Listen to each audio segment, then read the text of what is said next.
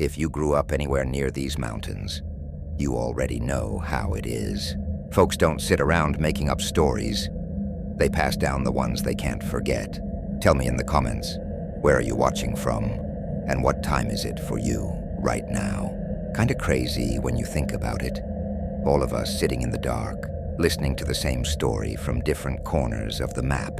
Go ahead and hit like and subscribe so more people can find their way into these woods, even if they probably shouldn't. All right, here we go. Right after I got laid off from my job in Charleston, my cousin Mara called me out of the blue and said, "You should come stay out here for a bit." Just like that. No build-up, no preamble. Like she was inviting me for a casual visit, not rescuing me from a slow-motion collapse. She lived alone in a weathered pine cabin deep in the Blue Ridge Mountains of western North Carolina, tucked so far back into the hills that maps only gave it a polite hint of existence. As kids, we'd spent a few humid summers there, catching fireflies, daring each other to walk into the woods after dark, and telling ghost stories around a tin fire pit that smoked more than it burned. But those memories were blurry now, like old Polaroids left in the sun. All I could clearly recall were the heavy trees, the smell of creek mud, and the sense that the forest was always listening. Mara said the leaves were turning early this year, more red than I've ever seen, she told me, and that the air felt lighter. "You need a change," she said. "Come before the cold really sets in." I packed light, a few flannel shirts, a jacket, a bag of coffee, and my old camera. I locked up my apartment in the city, left the keys under the mat for the landlord, and started driving west. The highways gradually bled into back roads, then gravel, then little more than dirt veins twisting between walls of oak and maple. The further I went, the more my phone flickered. One bar, then none. By the time I saw her driveway, I'd forgotten what cell service even felt like. It was nearly 5 in the evening when I pulled in. The sun was sliding low, cutting through the trees at an angle that made everything glow like stained glass. Mara's cabin stood just as I half remembered it. Cedar boards, darkened by years of rain, smoke drifting lazily from a stone chimney, and a porch that sagged in the middle like it was sighing.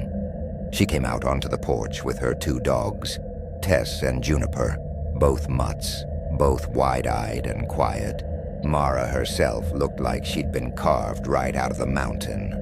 Worn jeans, a faded plaid shirt, mud-caked boots, and a ponytail that couldn't be bothered to stay tied. She smiled that same easy smile she'd always had. "You made it just in time," she said. "Got soup going." We sat out on the porch with steaming mugs of cider as the sky dimmed and the crickets tuned up. The talk was easy, the kind that loops naturally after years apart. She told me about her job at the animal clinic in town, how a black bear had torn through her compost last month, how Tess was getting too old to chase deer anymore. The air smelled of smoke and pine needles, and beneath that, something faintly sweet and metallic, like wet stone. When I finally asked where I'd be sleeping, she nodded toward the far end of the cabin. "Back room, faces the woods, quietest spot in the house." The back room was small and plain, a narrow bed with a faded quilt, a wooden dresser that leaned a little, a single window staring straight into the trees. The latch on the closet door was broken, hanging slightly open, and the walls were lined with that soft, musty scent of wood that had soaked up too many seasons. That night, after a dinner of potato soup and biscuits, we played a few rounds of cards by the wood stove.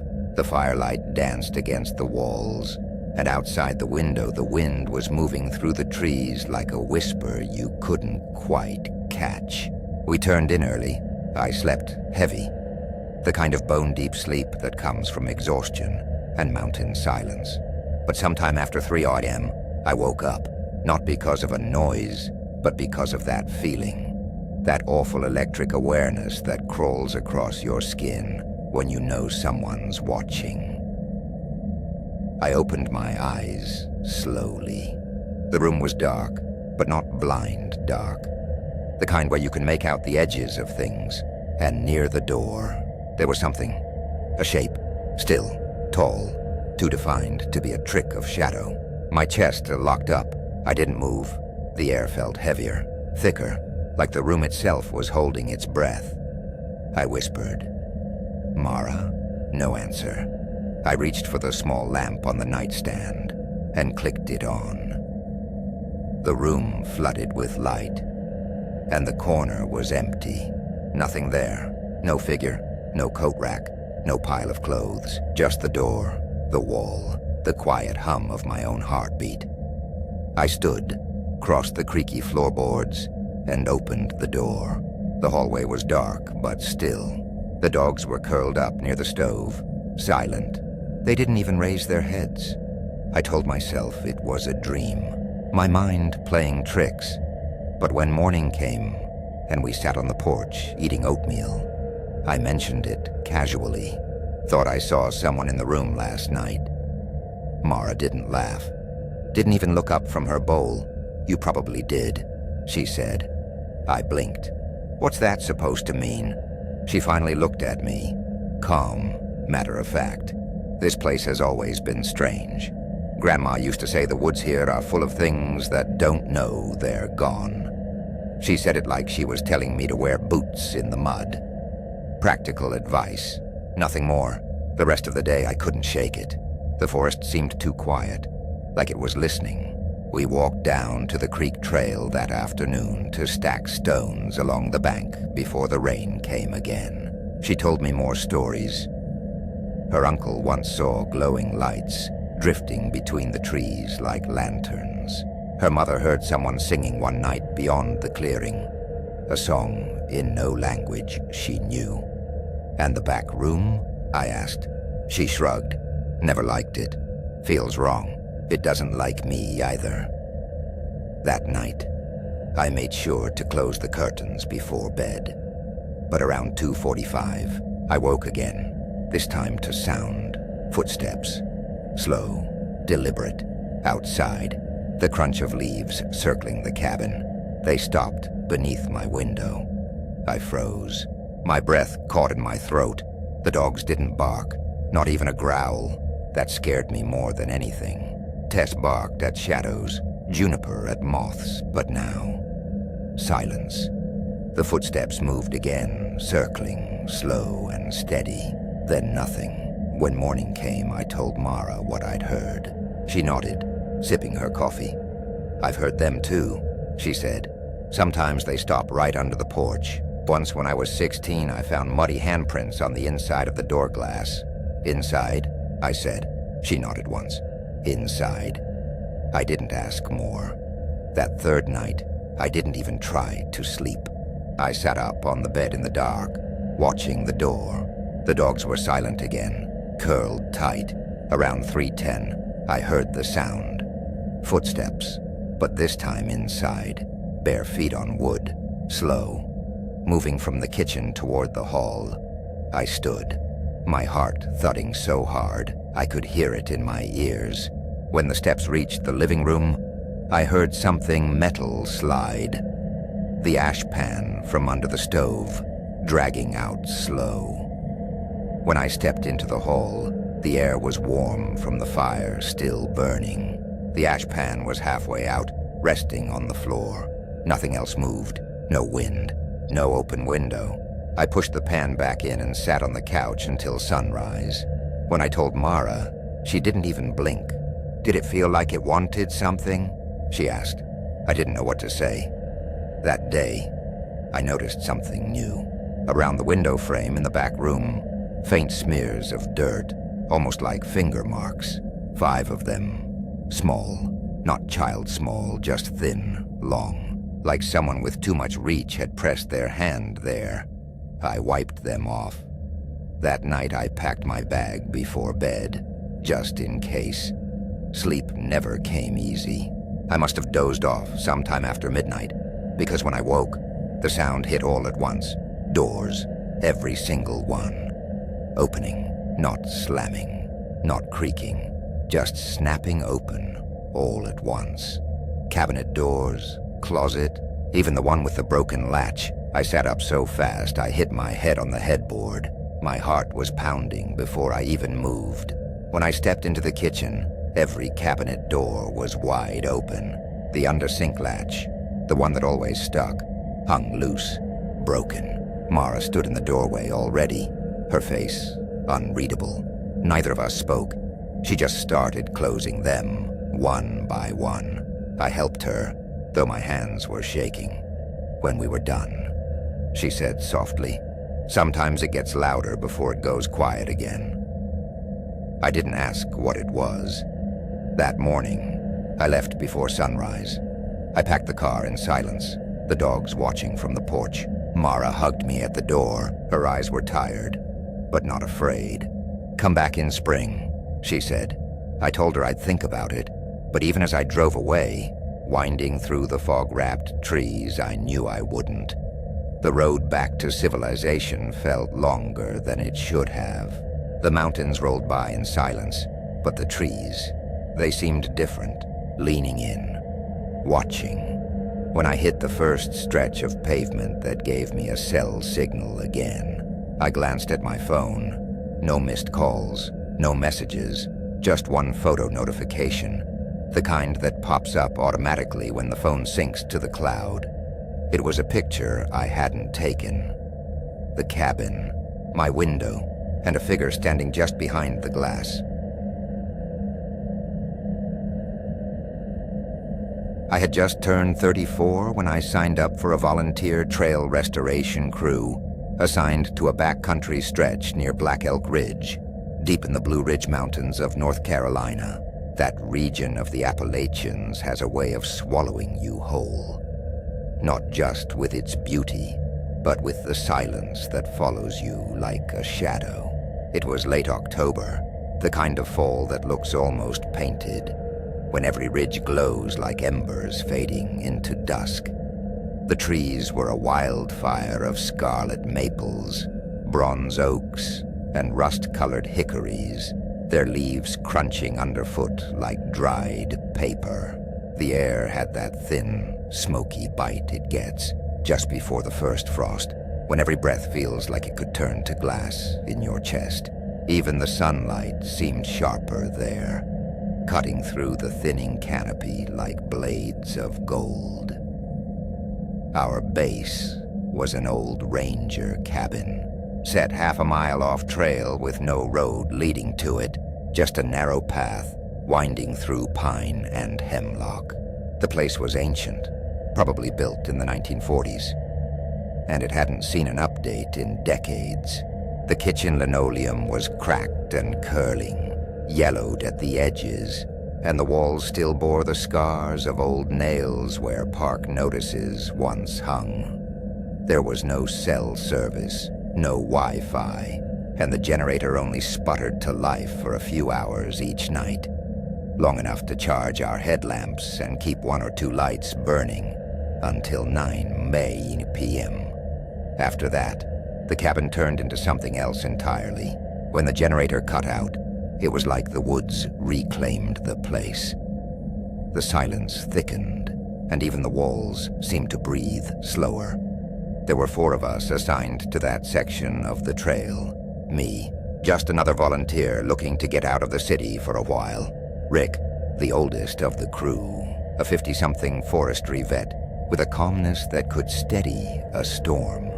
Tessa and Eli, 2 environmental science students from Asheville, both in their early 20s, full of energy, full of questions, and blissfully unaware of how cruel isolation can feel after dark.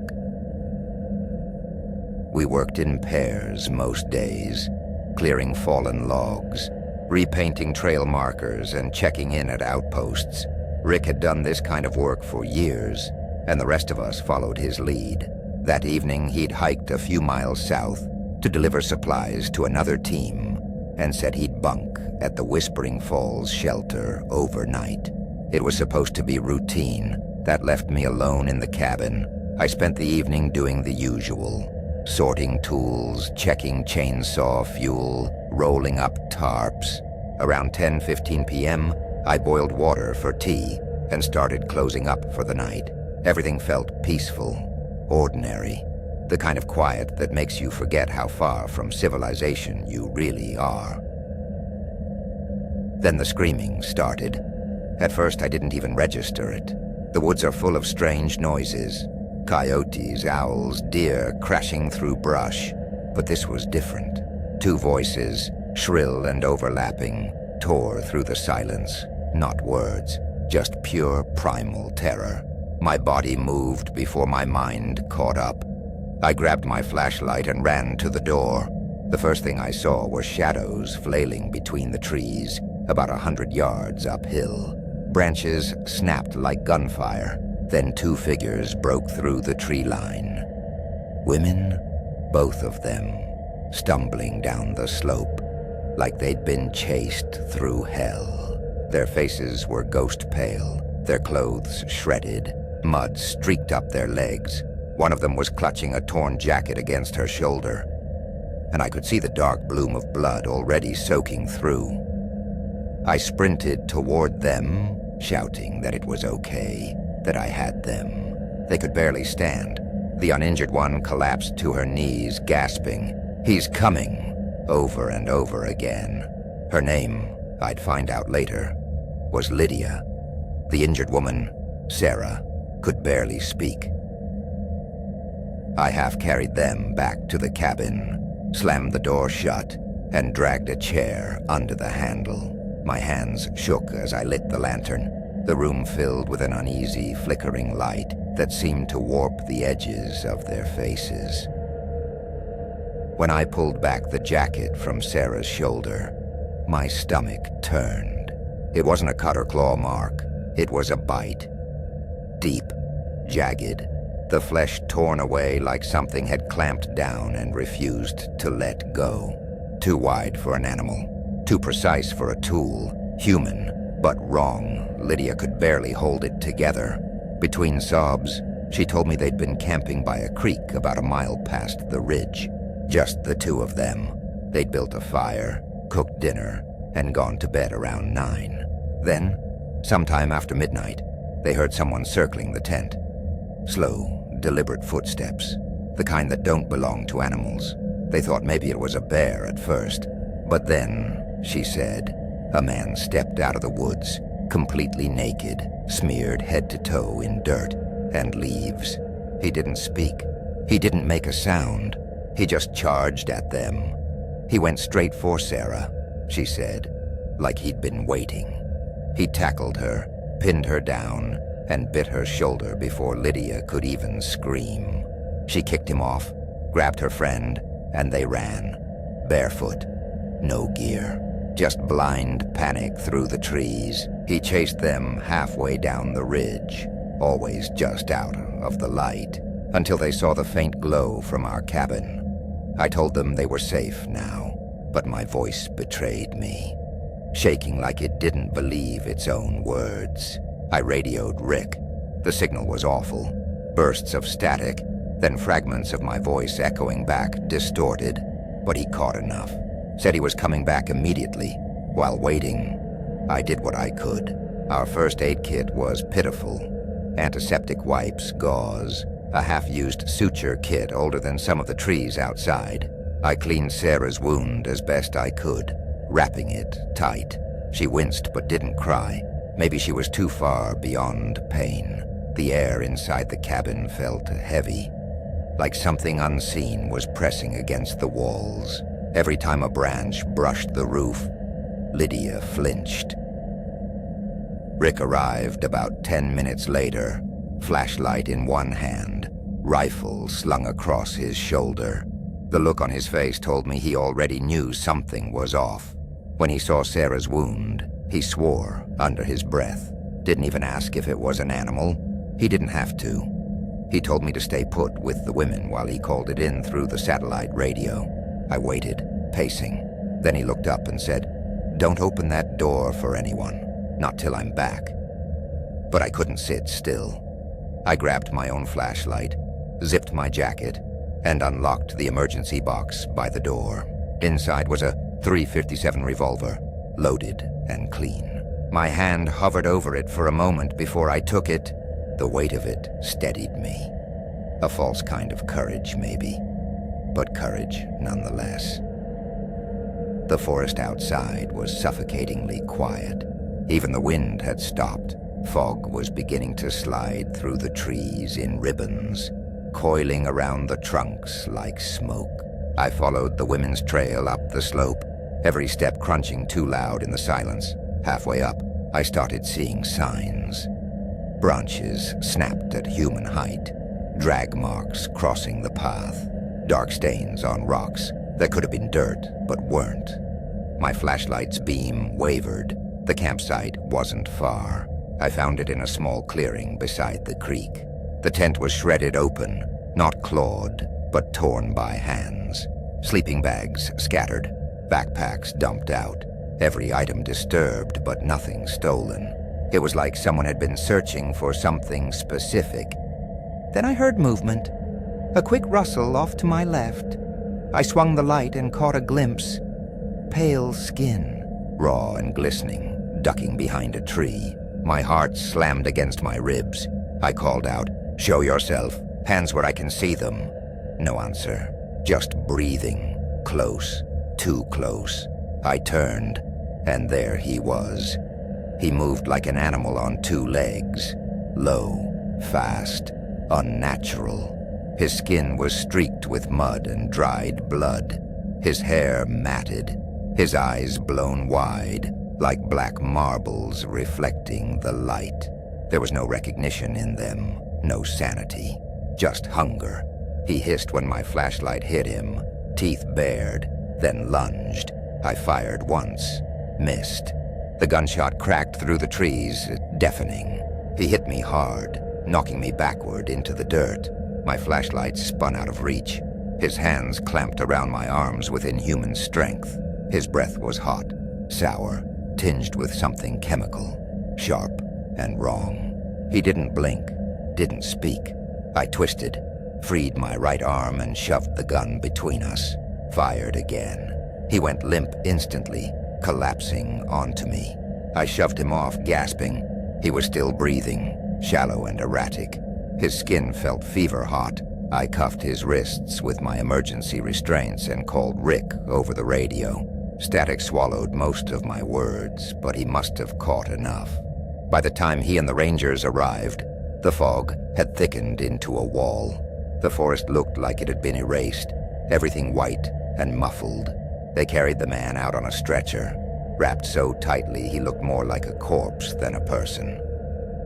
Later, one of the deputies told me they'd found a cocktail of synthetic stimulants in his system, mixed with something homemade, untraceable. He's been up here for days, they said, maybe weeks, living off roots and God knows what.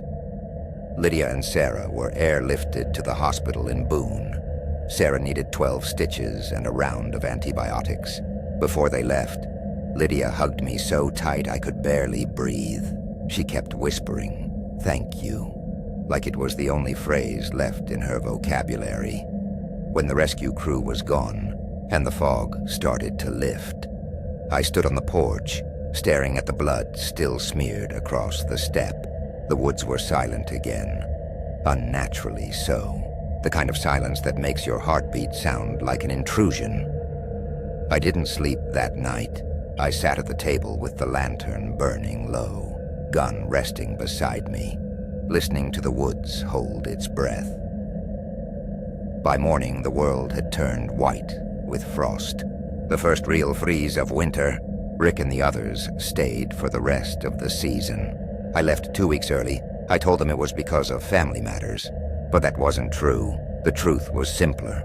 I couldn't stand the quiet anymore. Because now, every time the wind slips through the trees, I hear footsteps. Every time the fog rolls in from the ridge, I see that pale figure moving between the trunks. I never went back to Black Elk Ridge, but every October, when the mountains start to burn red again, I think about that night, about the scream that tore the forest open, about the bite mark shaped like a man's hunger, and about how the silence after horror is worse than the horror itself. People say the Appalachian woods are peaceful in autumn, that the stillness means safety, but I know better now. The mountains don't forget, and sometimes they watch.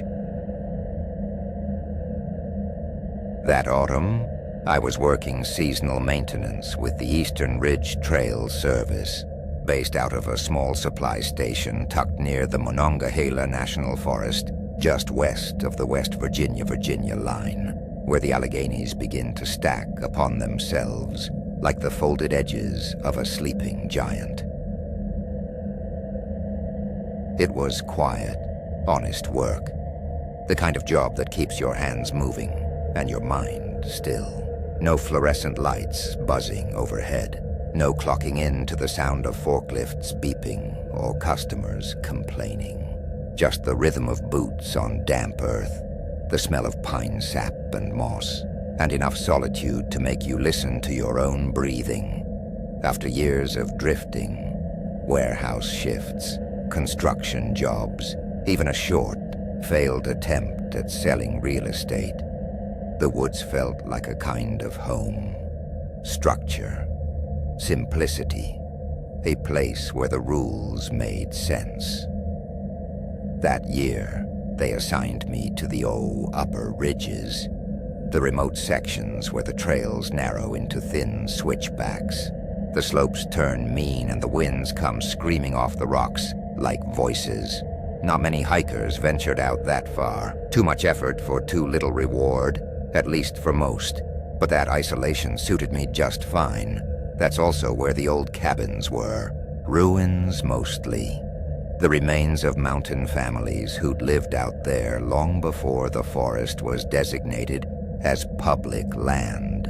We stumbled across them sometimes while clearing brush.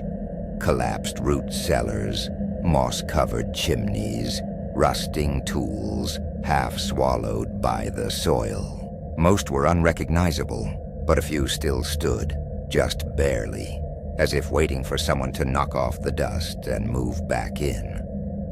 We were told not to enter any of them unless instructed. Liability concerns, structural rot, the usual. But one of them appeared on my late-season maintenance report. The Caldwell House. It sat roughly 3 miles off the main ridge trail, at the end of an almost invisible spur path that hadn't seen real use in decades. On our internal maps, the name was faded, the text half erased by time. Historic dwelling. Restricted access. The name stirred something in the back of my mind. I'd heard it before, maybe years earlier, during a ranger training night at the depot. We'd been sitting around a fire, swapping local ghost stories. That tradition every backcountry team seems to fall into when the stars are bright and the whiskey's running low. One of the older rangers, a woman named Kathy Downs, had mentioned it. Said the Caldwell house used to belong to a woman named Martha Caldwell, who refused to leave her property when the Park Service expanded into the ridge in the 1950s. They found her frozen in her chair one February. Kathy had said, staring into the firelight, still facing the hearth, like she just dozed off watching the flames and forgot to wake up. No one came to claim her things. No funeral, no probate. The park sealed the property and left it untouched. I hadn't thought about that story in years. But when I saw Caldwell House on my assignment list, something in my gut tightened. Still, it was just another job. That's what I told myself. The trail that day was slick with half-rotted leaves, the kind that slide like oil when you step wrong. A thin fog hung low among the hemlocks. I carried my standard pack, notebook, measuring tape, camera, moisture meter, and a new flashlight. My old one had started flickering out last week, and I wasn't about to hike into an abandoned house without a reliable beam. By the time I reached the clearing, I'd already memorized most of my checklist: roofline, foundation, chimney, support beams, entryway stability. Nothing complicated, but the moment I saw the house, all that mental routine evaporated. It shouldn't have still been standing. The porch leaned forward, sagging like a shipwreck, half sunk into the ground. One of the shutters dangled from a single rusted hinge. The roofline curved inward where the beams had bowed under decades of snow. A single pane of glass clung stubbornly to its window frame, smeared with dust and cobwebs that glinted in the thin light. The front door was ajar. Not broken, just slightly open, enough that when I pushed it, it didn't even creak. Inside, the air hit me like a wall. Cold, still, heavy in that way that feels wrong for the middle of the day. The smell of rot and old paper lingered under a faint metallic tang, like wet nails or pennies on your tongue. Every step I took echoed too long, as though the air itself was holding its breath. The living room's beams were splintered but intact. The fireplace crumbled at the edges, the hearth lined with ash so fine it could have been dusted yesterday. In the kitchen, a round wooden table sat in the center, one leg shorter than the others, leaning slightly to the right. A cracked ceramic bowl rested on top, empty, save for a ring of something brown that might have been dried mud or something worse. The old stove slumped against the corner, its iron sides streaked with rust. The stovepipe was missing, leaving a black hole gaping into the wall. I jotted a note in my log. Possible hazard, missing vent. Nothing unusual for a structure this old. Nothing until I opened the door beneath the staircase. It wasn't a room so much as a gap, barely the size of a small closet, lined with warped boards and spider webs thick as lace. The air inside was colder, somehow, still. And there, directly in the center, sat a chair, plain, upright, wooden, facing the wall. Unlike everything else in the house, there was no dust on it, no cobwebs, no rot. The wood was pale and clean, as if it had been sanded yesterday. It didn't belong there. The faint metallic scent in the room grew sharper the longer I stood there. I stared at that chair for maybe a minute, maybe 10, long enough for the silence to take on a kind of pressure. Finally, I shut the door, wrote nothing about it in my report, and told myself it was just a leftover ranger prop from years back. Nothing to worry about. 2 days later, I was assigned to haul supplies up to one of our observation cabins, a single-room structure used by late-season research crews. The hike was long, steep, but routine. When I arrived, I unlocked the cabin, pushed open the door, and froze. There it was again, a chair, same pale wood, same style, sitting directly in front of the entrance, perfectly centered. On its seat lay a folded trail map, one of ours, and scrawled across the top in pencil, in handwriting that wasn't mine, was my name, Jacob. The letters were jagged, slanted, written in a hurry, or by someone whose hands didn't quite know how to hold a pencil. I took a photo with my phone, called base, and asked if anyone else had been out to the ridge. My supervisor, Melissa, sounded half asleep. "No one's logged trail access in 3 days," she said. "Maybe some campers got bored and wandered too far. But campers didn't have access to depot keys or blank maps or internal names." I didn't argue. I just moved the chair outside, locked the cabin, and started back down the ridge. That night, sleep wouldn't come. I kept picturing that chair, centered, waiting, and wondering how far someone would have had to carry it through the woods without leaving tracks. A week passed. Nothing strange. Then, just before dawn, my phone buzzed. It was Melissa. The motion alarm at Caldwell went off twice last night, she said. Her tone was calm, but I could hear the fatigue underneath. Could you head up there and check it out? Might be the sensor acting up. No rush, she added, but there was something tight in her voice that said otherwise. The drive out took longer than it should have. The fog was thick, hugging the ground like smoke. When I parked at the trailhead, I hesitated before stepping out. My boots felt heavier than usual, each step crunching like it wanted to echo. When I reached the clearing, the house looked the same as before. Slouched, but standing. The door was closed this time. I stepped inside. The alarm began its high-pitched countdown. 60 seconds to disarm. I crouched by the control box near the stairs, flipping through my ring of keys. That's when I felt it. Not sound, not movement, just presence. Like someone else had stepped into the room. The air seemed to shift, growing thicker, pressing against the back of my neck. I turned. There was someone standing between the staircases, tall, broad-shouldered, too still. For half a heartbeat, I thought it might be another ranger, but the figure was too dark, its edges too solid, its shape wrong, like a silhouette carved out of the air itself. It didn't move. Then, without a sound, it glided up the right-hand staircase. Not walked, glided, its movements smooth, weightless, unreal. The keys slipped from my hand. The alarm shrieked in my ear. I bolted, didn't stop running until I broke through the tree line. When I could finally breathe again, I called it in and told the dispatcher I'd accidentally triggered the alarm. She didn't ask questions. Her tone was flat, polite, but there was something behind it. Like she already knew I wasn't telling the whole story.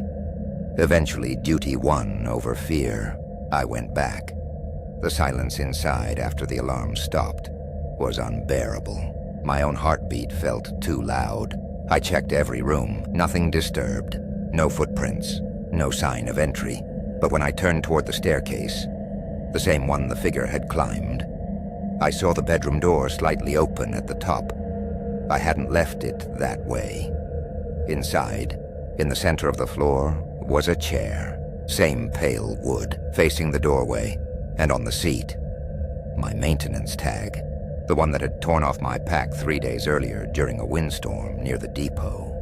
I walked out, locked the door behind me, never filed another report. When I told Melissa later, she didn't look surprised. "Did you see it?" she asked quietly. I didn't answer. She nodded anyway.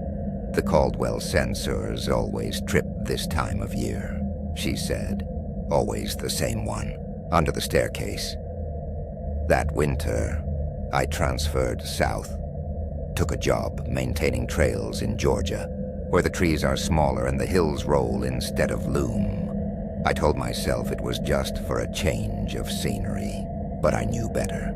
Sometimes, late at night, when fog crawls across the lowlands, I still dream of that chair, the sound of its wooden legs shifting, the faint smell of iron and dust.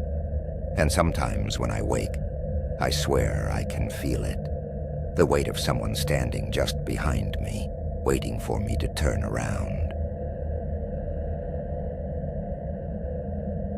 The leaves had already begun to rot into shades of copper and ochre by the time I steered my old Ford up the winding road toward my mother's house in the Blue Ridge Mountains. It was early November, the air sharp enough to sting your lungs if you breathed too deeply. My mother hadn't called in months, not since Aunt Clara passed away in the spring. I'd left messages that went unanswered, texts that stayed unread. The only reason I even knew she was still eating was because the neighbors, mostly old-timers who'd lived up there their whole lives, took to leaving boxes of groceries on her porch. They didn't knock, not anymore. She'd told them she didn't want to see anyone, not even me. When I finally turned down the gravel drive, the sound of stones cracking beneath my tires echoed like bones breaking. The house looked smaller than I remembered. The paint had peeled to a dull gray, the porch sagged, and the window by the kitchen had a web of cracks running through it. Inside, the air clung to me like damp wool, stale, thick with old smells of tobacco and lemon polish. Every step made the floor complain. I found her sitting in that same rocking chair by the front window, wearing her faded cardigan and staring out toward the ridge that sliced across the back of our property. She didn't turn when I came in. "Mom," I said softly, setting my bag down. "It's me." She didn't answer at first, just kept rocking, her eyes glassy and fixed on something far beyond the tree line. Then after a few long moments, she said, "You took your time, Thomas." Her voice sounded smaller, thinner. I wanted to smile, but the way she said my name didn't sound right, like she was remembering it from somewhere long ago. She told me, in that same quiet voice, that Aunt Clara still came by every evening at dusk, walked the fence line with her old lantern, the same one she used to carry when we were kids catching fireflies in the summer. I tried to laugh it off, said she was probably just seeing the reflection of someone's headlights or the light from the Miller place down the hill. She didn't argue. She just looked out again, her lips moving faintly like she was whispering to someone I couldn't see. When I asked what she was saying, she only murmured, "Clara listens better now than she used to." That first week was heavy. She hardly ate, hardly slept, and when she did sleep, it was shallow and restless. Sometimes I'd wake in the middle of the night to the sound of her creaking across the porch boards, murmuring into the dark. I told myself grief could do that to a person, make the edges blur between what's real and what isn't. A few days later, Darlene Pritchard came by. She lived about a mile up the road and always smelled like wood smoke and cider vinegar. She carried a jar of apple butter wrapped in a hand towel and sat down next to me on the porch steps. The air was full of the distant buzz of chainsaws from someone cutting wood for winter. "I heard about your mama," she said quietly, watching the horizon. "She's been through a bad spell, huh?" I nodded. "She barely talks anymore." Darlene hesitated, glancing toward the ridge. "You ever heard of Nora Bell? Lives over in Elk Hollow, not far past the old quarry road." I shook my head. "She helps people," Darlene said. "Not a psychic, not one of them showy types with tarot cards and candles. Just someone who knows how to listen to what most of us can't." Her voice took on that reverent whisper folks in these mountains use when they talk about things that don't fit into church or reason. I tried to be polite, smiled a little, but she didn't smile back.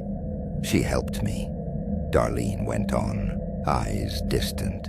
"After my husband drowned in that flood back in '03, I couldn't sleep, couldn't move on. Nora, she helped me hear him again, just once.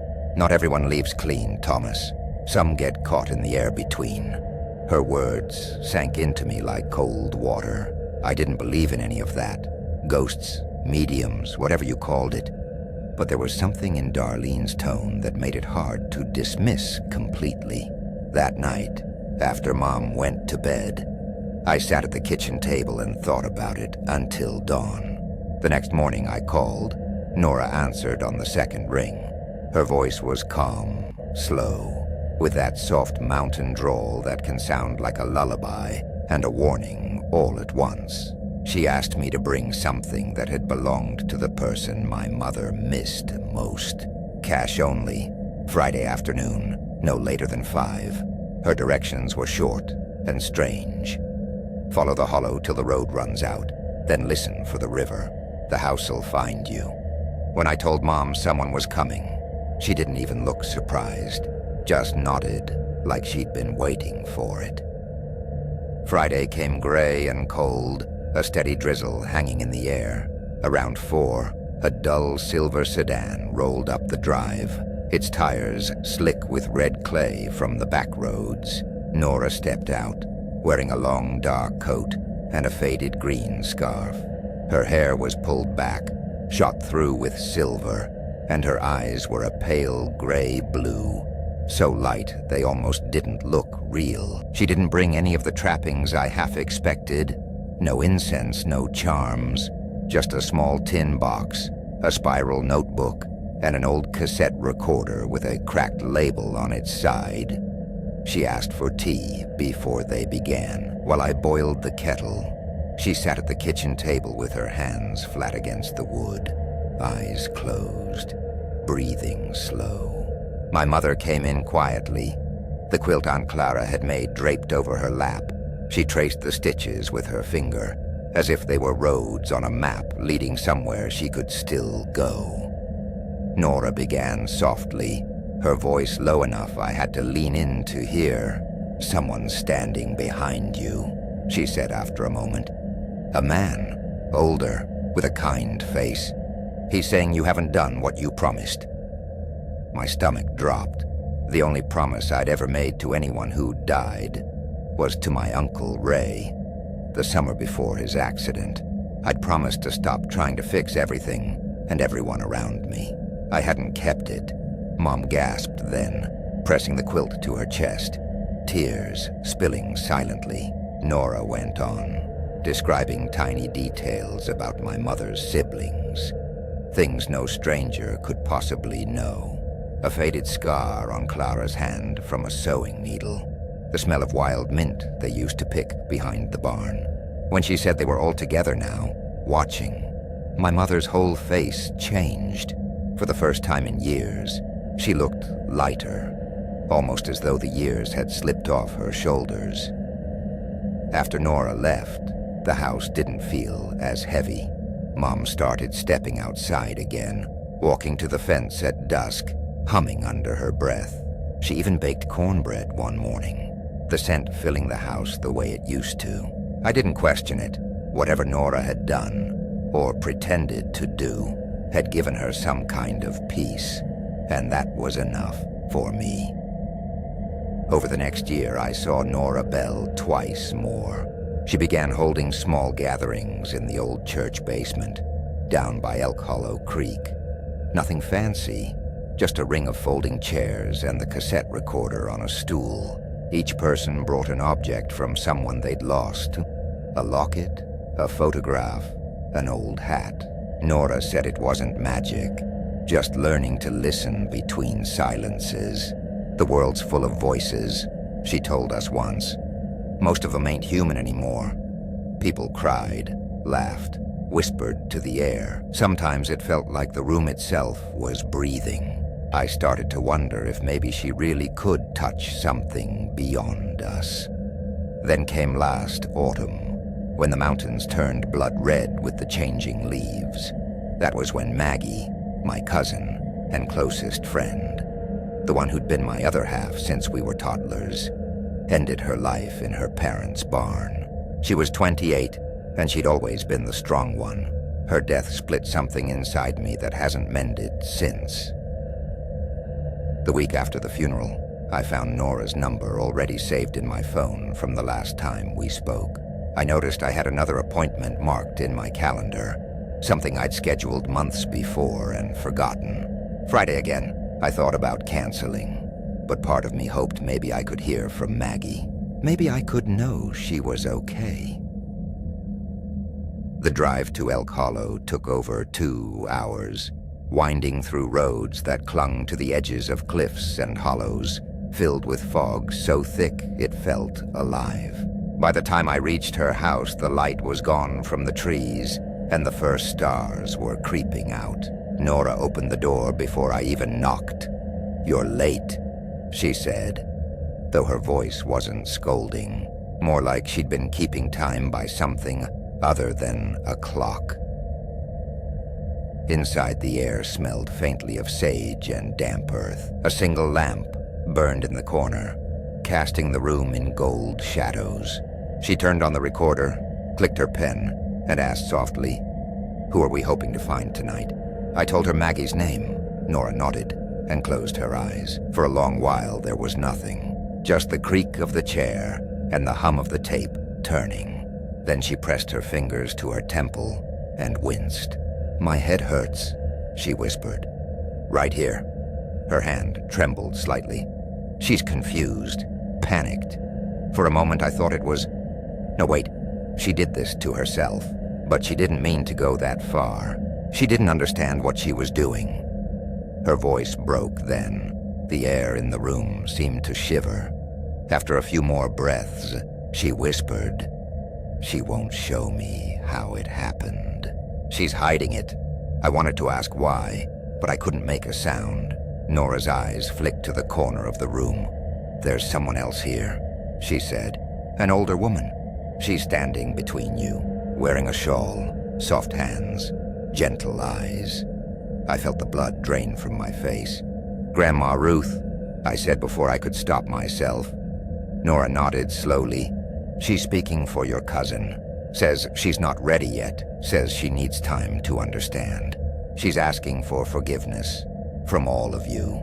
Says guilt is heavy, and you're all carrying too much of it." The words tore through me like wind through an open window. The tape clicked softly as it reached its end. When the noise stopped, Nora opened her eyes. They were rimmed with red. "You should go home now," she said. "Don't come back until the first snow. Let her rest. Spirits need quiet, too." The drive back through the mountains felt longer than before. The moon was thin and pale behind the trees, and the roads seemed unfamiliar, like the land itself had shifted while I was gone. The signs didn't look right. The turns were sharper, or maybe I just didn't remember them anymore. By the time I reached home, frost had started to bloom across the grass. Mom was waiting on the porch, wrapped in that old quilt again. She looked up toward the ridge, her face calm. "They're quieter now," she said softly, not looking at me. I didn't ask who she meant. The next morning, when I went out to the truck, there it was, the cassette tape from Nora's recorder, sitting on the passenger seat. I don't remember her giving it to me.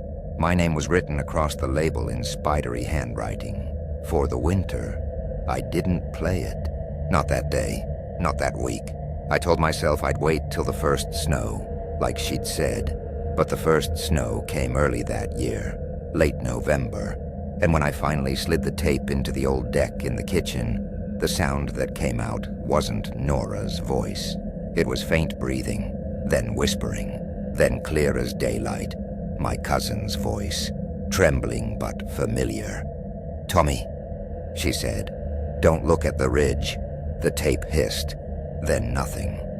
That night I woke to the sound of footsteps on the porch, slow, dragging steps. The lantern light outside flickered, even though there was no wind. When I looked out the window, there were two figures standing by the fence line, one tall, one small, both holding hands, and behind them, something moved in the trees, something that made the shadows bend the wrong way. I didn't sleep again until morning. When I stepped outside, there were fresh prints in the frost, bare feet leading down toward the ridge. The leaves have fallen now, leaving the trees skeletal and reaching. Mom doesn't leave the house anymore. She sits by the window again, watching, waiting, and sometimes, when the dusk comes down heavy and the fog slides between the trees, I swear I can see a faint light weaving along the fence line. Slow, steady, patient. I've thought about driving back to Elk Hollow, but I can't seem to find the road anymore. Every map I check, every GPS search, it's just gone, like it was never there at all. Sometimes I wonder if that's how it starts, how people get caught in the air between. I still have the tape. I keep it in the glove box, next to my registration. I tell myself I won't play it again, but every time I drive through the mountains and the fog thickens, I swear I hear that faint hiss, that whisper, Just beneath the hum of the tires, my cousin's voice, soft and fading. Don't look at the ridge. That autumn, the park where I worked, Cedar Hollow Preserve, a forgotten stretch of the Blue Ridge Mountains, had already settled into its off-season quiet. The tourists had cleared out by late September, leaving the visitor center dark and echoing. Rental cabins were locked, the canoes stacked upside down beside the lake, and the last hikers had gone home once the leaves started to lose their fire. The forest slipped into that strange stillness that comes between seasons. Too cold for insects, too warm for snow. I'd been a ranger there for a little over 6 years, assigned mostly to the North Bend trails. People always said it must be peaceful work, spending all that time surrounded by trees and quiet, and sometimes it was, but peace can turn thin when you're alone too long. You start to feel the quiet noticing you back. My job was routine. Weather monitoring, trail inspections, wildlife reports, and maintenance logs. I check for fallen branches, photograph erosion, clear the paths after storms, write my notes, go home. It wasn't glamorous, but I liked the rhythm of it. Until that October, when things stopped making sense. It started small, the kind of thing you'd shrug off at first. I was out in Maple Hollow, checking trail markers that had been installed earlier that spring. I'd helped set them myself, pacing them exactly 50 steps apart, all measured by hand. That morning, the first marker was wrong. From the gate to marker 1, I counted 75 steps instead of 50. I stopped, checked my map, went back, counted again. 44 on the return. The math didn't add up either way. The ground hadn't shifted, the slope hadn't changed, and there hadn't been any flooding. I even measured with my stride counter. Still wrong. The trail was longer one way than the other. It made no sense. The air felt off too. No birds, no wind, no insects. Even my own footsteps sounded too loud, like they were happening in a room, not in open air. I wrote nothing in the report that day, left the distance field blank, and told myself I was just tired. 2 days later, I drove out to the Everton Overlook to clear a downed pine that someone had reported across the access road. The Overlook used to connect to an old trail that had been shut down about a decade back after a landslide destroyed part of the path. When I parked, I noticed something immediately. The old trail was open again. Clean too. No brush, no debris, not even the fallen signs I remembered. The markers looked freshly painted. There was no record of maintenance being done there, and nobody had authorization to open that section. Then I saw the footprints. Large, boot prints, human, clear in the dirt, but every single one was identical, like a stamp. The same tread, the same depth, no scuff, no drag, no toe marks.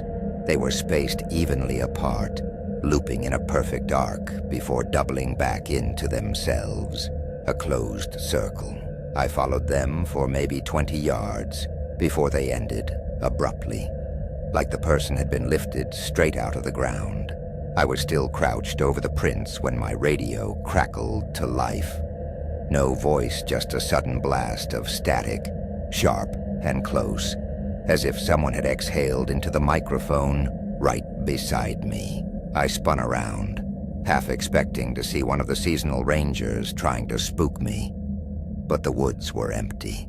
I left the fallen branch where it was, walked back to my truck, and didn't look behind me until I was halfway down the road. That night, I stayed late at the ranger station. The others had all clocked out for the season, leaving me to handle the end-of-year paperwork. It was just me, the creak of the heater, and the ticking of the old wall clock that ran too slow when it got cold. Around 9:15, I heard the front door open. The sound was distinct, metal on metal, that squeal I'd heard 100 times. I assumed it was Ken, the maintenance guy, stopping by to drop off equipment.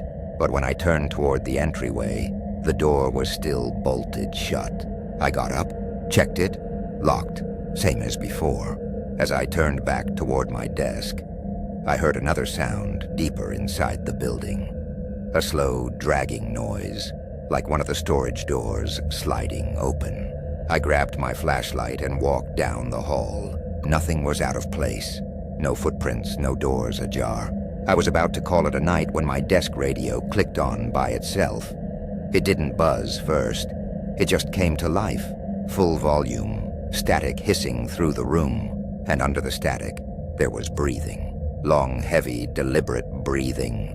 The kind that doesn't sound panicked or accidental. It was slow, steady, too close. The breathing of someone who wants you to know they're there. It lasted maybe 5 seconds before the radio shut off on its own. I unplugged it, flipped it face down, and didn't touch it again that week. 3 mornings later, I headed out to Pinewell Campground to inspect the picnic shelters. It was a 40-minute drive through winding dirt roads, the kind where the trees seem to lean closer the deeper you go. About halfway there, my truck's radio came alive. Usually all it picked up was static at an old gospel station from a town miles away. But this time, there was a voice, a woman's voice, clear, soft, and close. She whispered, "Can you see me?" That was it. No static before or after, just the question. I froze, staring at the dashboard. The signal meter was dead, like it wasn't even broadcasting. The voice had come from nowhere. I waited for something else, but the silence stretched so long that I finally just shut the radio off myself. I didn't tell anyone. I didn't even log it in my report. I wasn't ready to be the guy the others whispered about at the bar.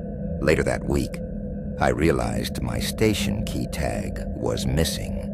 I never took it off my belt except when sleeping or showering. I tore apart the office, my truck, the lockers, even checked the bathrooms. Nothing. 3 days after that, I was out at the old fire tower on the North Ridge. One of those metal skeletons from the 1930s that swayed if you breathed too hard. And there, hanging from the lowest rung of the ladder, was my key tag. It looked freshly cleaned. No dust, no frost, no sign of weathering, even though everything else around it was coated in a thin crust of ice. I reached out for it, and as my fingers brushed the metal, the rung shifted, not creaked, shifted, as if someone had just stepped off it. I pulled back, heart slamming against my ribs, and left without climbing.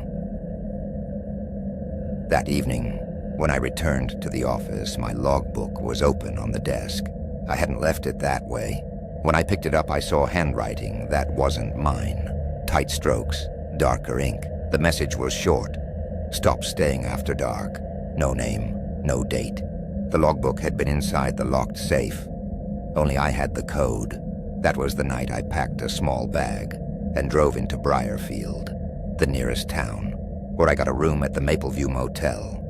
I took a week off, told my supervisor I needed time to clear my head. I stayed with my cousin Sarah for a few days in Waynesboro. She didn't ask questions, and I didn't offer answers, but the quiet there didn't feel like peace.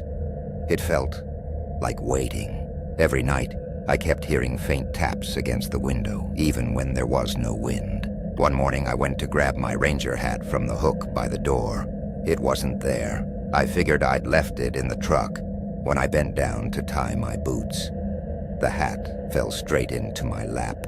No shelf above, no draft, just gravity betraying logic. I stood up, left without saying goodbye, and drove straight back to Cedar Hollow. The park looked normal when I arrived, normal in the way things look when they're pretending. The sunlight seemed too flat, the air too still. The office clock began running fast, gaining about 6 minutes every night. No matter how often I reset it, it always jumped ahead again by morning. The supply closet door, which I'd locked with a padlock, kept swinging open. I even blocked it with a file cabinet once. Next day, the cabinet was pushed aside, and the door was ajar. A few nights later, I was reviewing footage from one of the trail cams near Cabin 4. The screen glitched for a split second, blacked out, and when the image came back, the cabin door, one I'd personally locked that morning, was open. Just slightly, enough for a shadow to be where light shouldn't have been. I rewound the footage over and over, but that half second of black was consistent, like the camera had blinked. The final night I spent at Cedar Hollow was the Thursday before Halloween.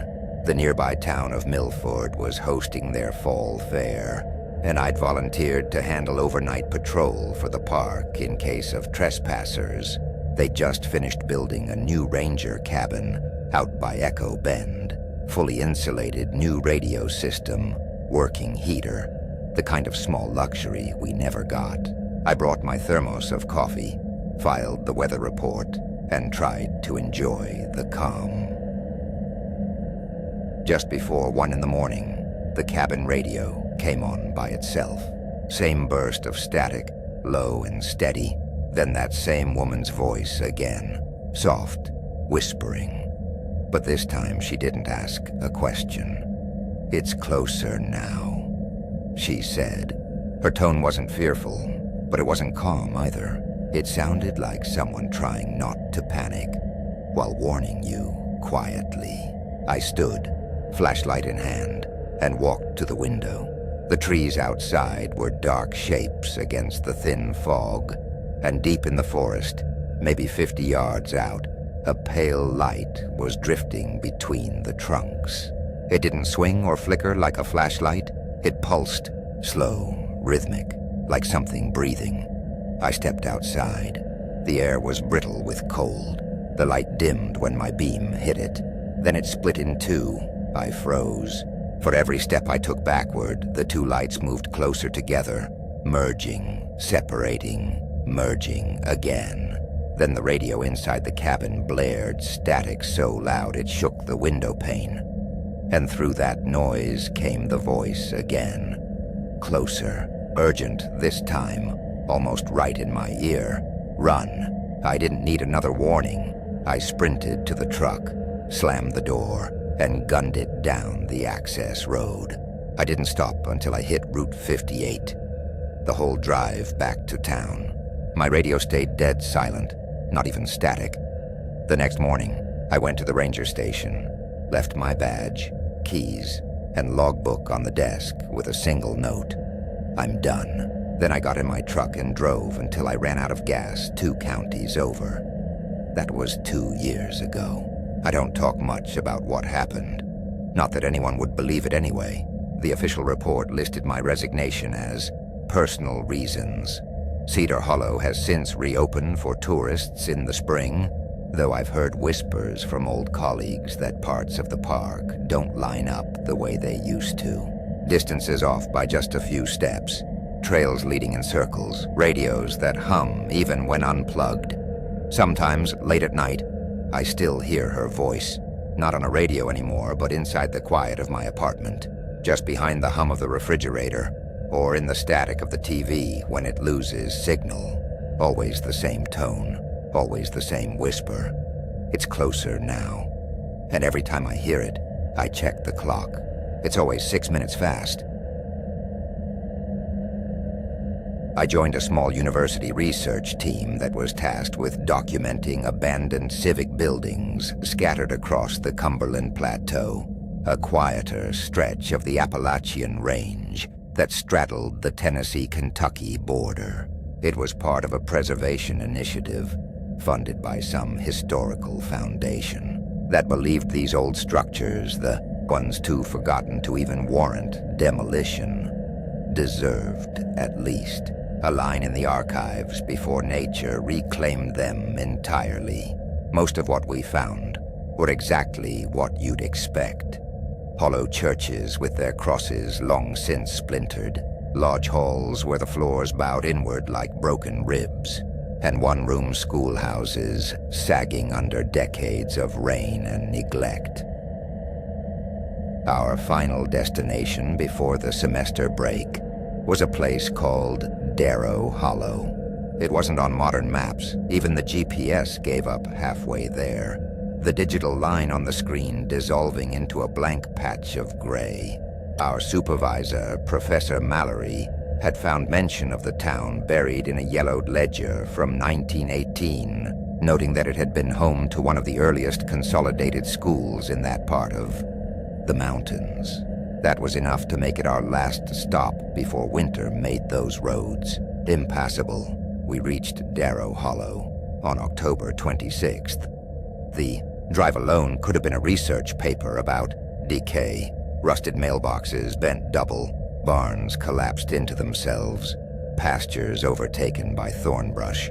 The trees were mostly bare by then, their gray limbs scraping across the roof of our van as we crept up the narrow dirt road that wound toward what was left of the settlement.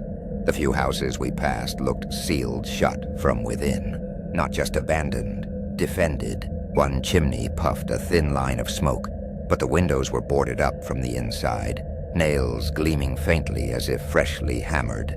Professor Mallory said maybe it was for insulation. Nobody answered the look I gave him.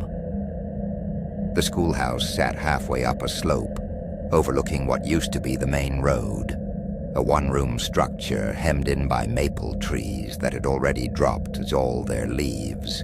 It leaned slightly downhill, as if the earth beneath it had been exhaling for too long. The porch sagged in the center. The bell tower was half collapsed, and the rusted school sign was barely legible under layers of moss. Darrow Hollow Elementary, Est 1903. We parked beside the bent signpost and hauled our gear uphill, slipping on damp leaves that stuck to our boots. The air had that kind of metallic cold that makes every breath feel like you're inhaling pennies. No one was talking much. Even the usual banter between the grad students, Leah and Randy, had dried up. It felt like the kind of silence that didn't just fill the space. It owned it. Inside, it was worse. No wind, no insects, not even the faint hum you usually get from old buildings when they settle. Just a suffocating quiet. The desks were lined up neatly, the chalkboard still ghosted with faint equations that hadn't been touched in decades. You'd expect dust everywhere, but the floor was surprisingly clean. Not just clean, swept. I could see faint broom lines etched into the grime. In one corner, there was a folding table that didn't match the age of the place. On top sat a steel thermos and 2 tin cups, both spotless, both placed with an odd kind of care. Professor Mallory squinted at them, muttered something about hunters using the place for shelter, and brushed it off. He told us to start our standard procedure: measurements, structural assessment, photography. He wanted it all logged before sundown. I set up my tripod in the middle of the room and began checking my level. The bubble inside kept sliding to one side, no matter how much I adjusted. I moved it slightly, tried again, same thing.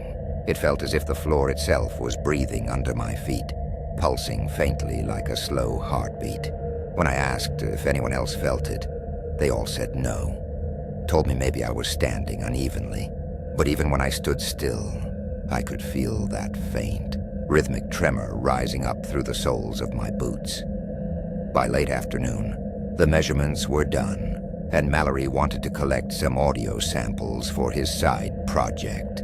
He was studying how sound decayed in enclosed, abandoned spaces. Claimed the reverberations could tell you something about how long the building had been unoccupied. He handed me one of the portable recorders, asked me to leave it by the front door, and told everyone to stay silent for 2 full minutes. We stood there, motionless, the air so still it felt staged.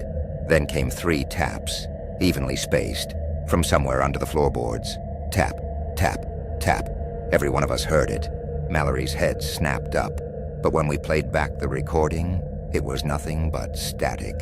He frowned, said maybe the mic was too sensitive and had glitched, and shrugged it off. Nobody laughed.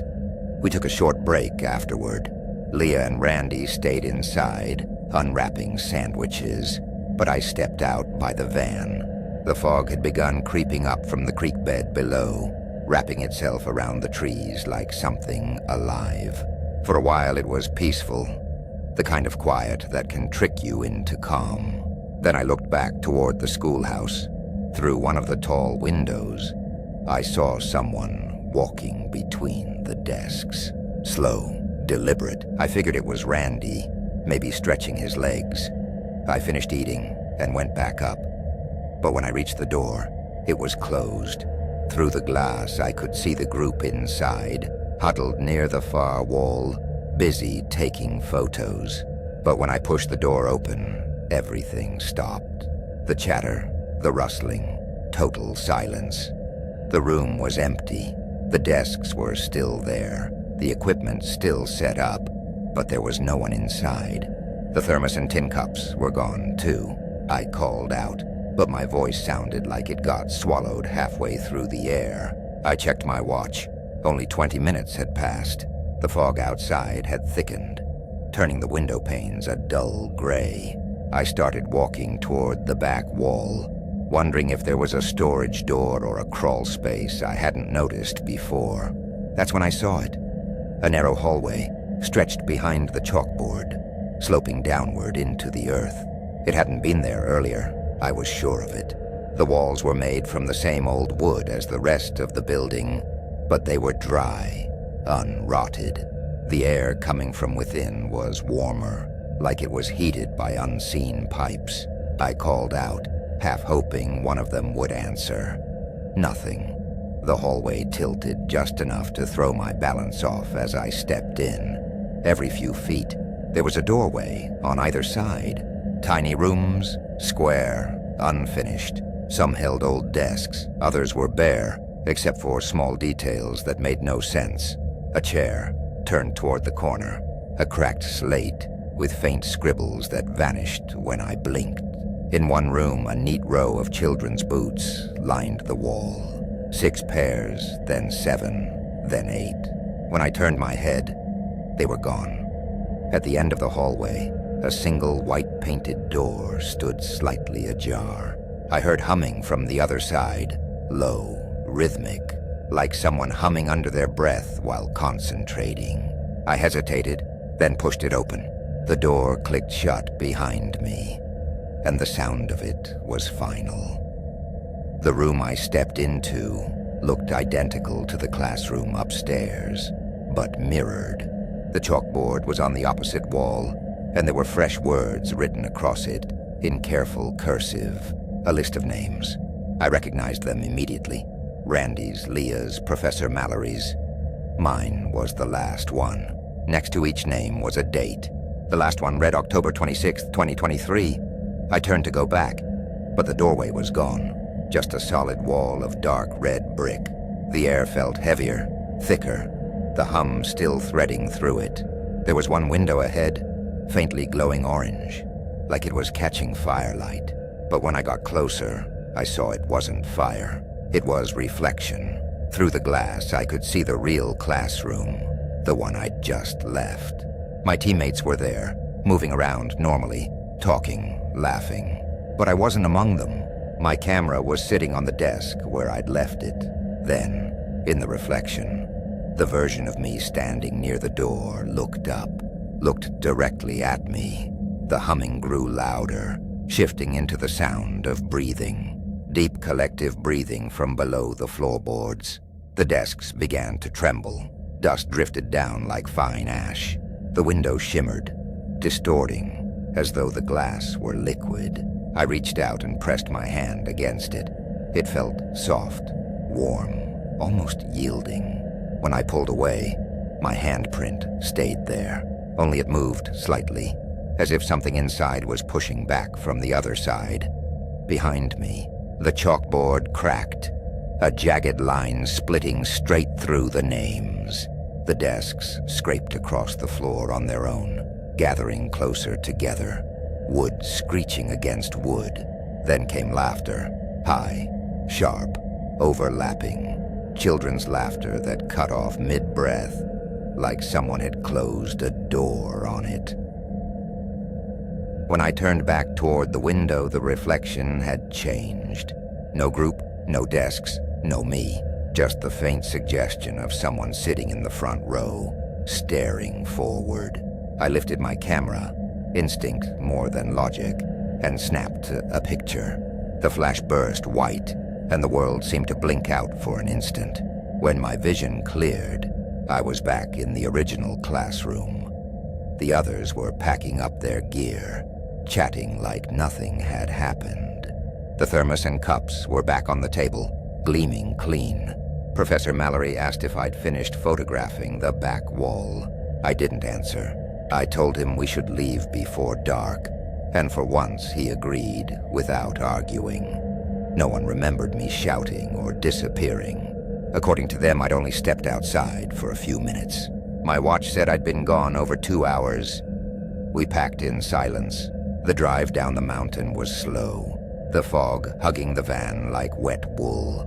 Through the rearview mirror, I watched the schoolhouse shrink until it was just a smudge of shadow between the trees.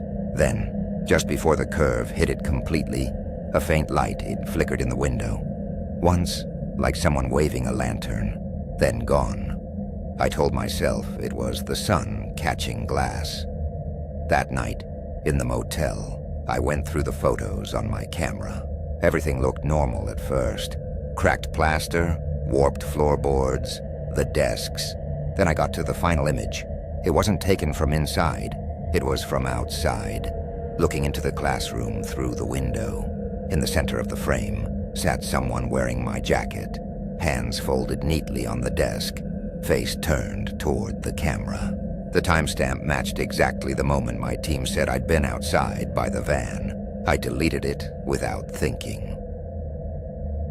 The next morning, as we were loading the van, Mallory said the recorder had actually picked up something after all. He played it back on his laptop.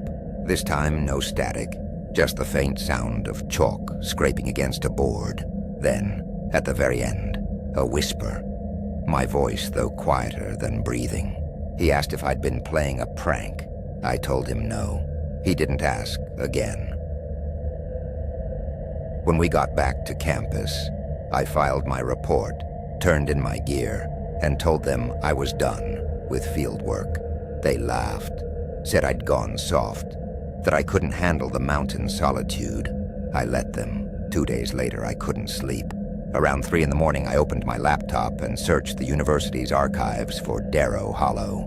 There was almost nothing. No census data, no post office records, not even a burial registry. But at the bottom of a digitized county note from 1952, there was a handwritten edition in faded blue ink. Original Darrow School closed and sealed after disappearance of teacher and 8 students. October 27th, 1951. New foundation built 2 miles east. Old foundation never recovered. I closed the file, but I swear I could still hear the soft scratching sound, faint but steady, like chalk tracing letters on a wall that no longer existed. That November, I took a short-term surveying job out near the Blue Ridge foothills in western Virginia. The company wanted the entire tract mapped and its property boundaries marked before the winter freeze made the ground too hard to work with. It sounded like ideal work for me. Quiet, straightforward, no team to babysit, and nobody to question how many hours I spent in the woods each day. The property was big, sprawling over several hundred acres of steep terrain, dense forest, shallow hollows, and a few dried-up creek beds that hadn't seen real water in decades. You could tell the land had once been busy. There were crumbling remnants of logging roads half swallowed by moss, the stumps of ancient fence posts leaning toward the ground like drunks, and rusted wire snagged in roots. Right in the middle of that expanse, though there was something peculiar, a blank spot on the maps. No topographical detail, no recorded structure, not even a contour line. During the initial briefing, the foreman, a heavy-set man named Grant Lasker, mentioned it like an afterthought. Probably just an old hunting shack that never made it into the county survey, he said, half yawning through his cigarette. If it's still standing, tag it, photograph it, and move on. 2 days later, I reached that unmarked patch. The trees had gone brittle and gray by then, the last scraps of red leaves sticking to the branches like dead skin. The dirt road narrowed until it ended abruptly in a small clearing surrounded by wild grass. That's where I saw it. It wasn't a shack. It was a house. A single-story structure burned black from what must have been an old fire. The wall still stood, but barely. The porch leaned forward, as though it were exhausted from holding the place upright, and the roof sagged under the weight of its own failure. The windows had long lost their glass, and every frame was warped. Over the front doorway hung a horseshoe nailed upside down, its iron rusted, except for the heads of the nails, which gleamed like they'd been replaced yesterday. I marked the coordinates on my GPS, snapped a few photos, and figured I'd send them in with my evening report. Then I stepped inside. The floorboards were mostly gone, leaving nothing but dirt and skeletal beams.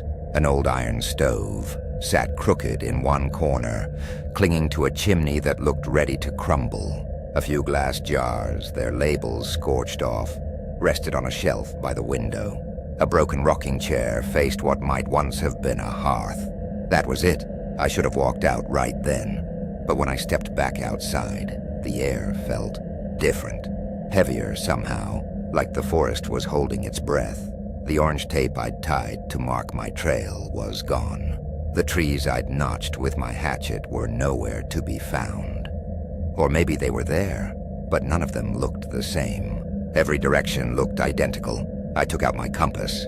The needle spun lazily in 2 full circles, then stopped and trembled between north and east, unable to decide. I picked the direction I thought was north and started walking. After what felt like 30 minutes, I came right back to the same clearing, but from the opposite side. That's when I noticed something I hadn't before. Half buried under a mat of brown leaves was a cellar door, its wood soft with rot, but the metal latch was spotless. No rust, no dust. I brushed away more of the dirt, and beneath the grime, carved into the plank, was a single word: Eldra. It didn't mean anything to me, but I wrote it down anyway. I decided I'd make camp there before it got too dark. By sundown, the sky had gone a dull gray, and the wind carried that early winter chill that seeps straight through layers. I set up my tent about 30 yards from the porch, built a small fire, and ate some jerky and cold beans out of a can. It was eerily silent. No crickets, no wind rustling through the trees, no snapping branches in the distance, just the soft hum of the fire. When I finally crawled into the tent, I shut my eyes, and somewhere in that stillness came a soft pop. It was faint, like something splitting in the heat. I opened the flap and looked toward the house. A thin line of smoke was rising from the chimney. For a long time, I just watched it, trying to convince myself it was nothing.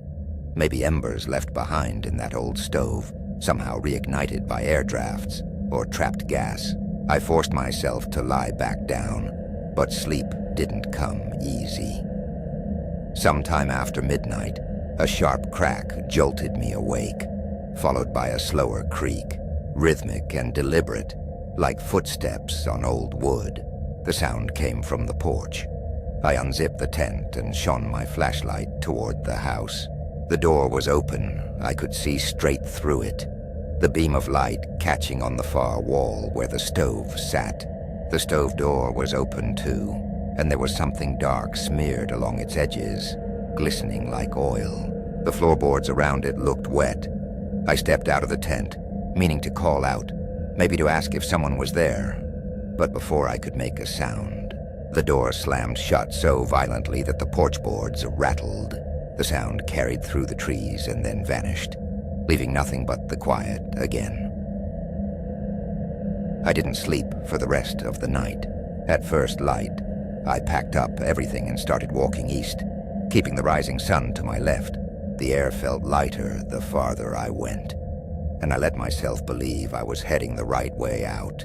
2 hours later, I spotted a strip of orange tape fluttering on a low branch. Relief hit me so hard my knees nearly gave out. But when I got close, I saw my own handwriting on it. Same loop in the letter G. Same torn corner from the roll I'd been using. I tied that exact strip facing the other direction the previous afternoon. I scanned the woods around me. There were more of my tapes, all mine. They circled back toward the same ridge. It didn't make sense. The woods were folding in on themselves. I decided to climb higher to get my bearings. The ridge wasn't steep, but the trees were close together, their trunks slick with frost. From the top, I saw it again, a single ribbon of smoke rising steadily from the same patch of trees I'd just left. Too steady for a brush fire, too thin for anything natural. I didn't even think. I just started moving downhill. My boots slid on wet leaves until the clearing came into view again. Everything looked the same, except now the stovepipe glowed faintly red, like something burning hot inside. When I stepped closer, I could see the heat shimmer through the air. Inside the house, the stove roared with a steady, crackling fire, but there was no wood in it. Only black ash and twisted scraps of metal glowing orange. The heat made my eyes sting. Then I saw them. Footprints in the soot, small ones, child-sized. They led from the stove to the open door and stopped right in front of me. I froze, too afraid to even breathe. Then slowly, I started backing away. The porch groaned once, and that was all it took. I turned and ran. I didn't look back. Not even when branches whipped my face and tore my jacket. I ran downhill until I broke through the tree line and stumbled onto an old gravel service road. At the far end of it sat my truck, half buried under a layer of leaves like it had been parked there for weeks. The engine was stone cold. The clock on the dashboard blinked 3:42. Frozen there no matter how many times I turned the key. When I finally reached the ranger station that evening, I must have looked half crazed. I handed over my notes and camera without explaining anything. The ranger on duty flipped through my report, stopped at the coordinates, and frowned. "That site's restricted," she said. "Company land, sure, but nobody's supposed to go near it anymore." "You said you saw a house?" I nodded. "Burned down, but still standing. I camped there overnight." Her eyes lingered on me for a few seconds before she shut the logbook. "That house burned in '96, she said quietly. "Whole family went with it. They were living off-grid, faulty wiring in the walls. We cleared what was left 10 years ago. It's gone. Nothing there but the foundation stones."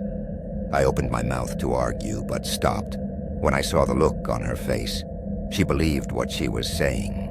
When I got back to my motel, I stripped off my clothes to shower, but the smell clung to me. That sharp metallic tang of burnt metal. It didn't wash off. Later that night, I checked the photos on my phone. Most of them were fine. Blurry shots of tree lines, a few fence posts, the porch from different angles. Then I reached the last one. It showed the house, perfectly clear, the frame straight and steady. The front door was open, and in the shadows just inside stood someone small, about the height of a child, with one hand resting on the stove door. I deleted the picture, deleted everything, erased the coordinates from my GPS, and formatted the memory card. The next morning, I told the company I wouldn't be finishing the contract. I took another job farther north, near the Allegheny Ridges, where the land flattened out into farmland, and nothing but the sound of wind kept you company. But every fall, when the air gets heavy and the trees begin to shed, I think about that clearing in the woods. Sometimes in the middle of the night, I'll wake up to the faint pop of wood splitting in heat, that soft hiss of smoke rising somewhere too close. And sometimes, before I open my eyes, I can feel it. The warmth of a stove burning quietly nearby. A stove that shouldn't exist anymore. When that happens, I sit up, take a long breath, and tell myself the same thing every time. I'm never going back. By the time Mark and I settled into the cabin, it was late spring, and everything around the valley smelled like wet pine and thawed soil. We'd moved there after our daughter was born, hoping it would be the kind of quiet that city people only dream about and never actually find. The cabin sat deep in the Smoky Mountain foothills, at the far end of a gravel road that looked more like a deer path than something built for cars. Our mailbox leaned crooked under a patch of weeds, half swallowed by ferns, and the porch was draped in wild wisteria vines that twisted around the railings like they were trying to drag the place back into the ground. The owner, an old friend of Mark's uncle, said his family had built it sometime before the Depression. The beams, he told us, were milled from chestnut trees cut before the blight wiped them out. Strong wood, he'd said with a half smile as he handed us the keys. But she talks sometimes. Don't be startled if you hear her settle. Then his smile faded, like something else had crossed his mind, but he decided to keep it to himself. We thought it was just another country superstition, the kind of thing mountain people said when they didn't want to admit a house creaked from age and humidity. He never mentioned the bell. The first time I heard it was in early July. It was only one note, bright and clear, sharp enough to cut through the hum of the ceiling fan. It sounded exactly like a small handbell being rung in another room. It echoed once and was gone. No rhythm, no second chime, just that single pure sound. I froze in the kitchen, holding a wet spoon over the sink, listening. Mark was sitting on the porch with the baby, and when I asked if he'd heard it, he just shrugged. Sound carries weird here, he said.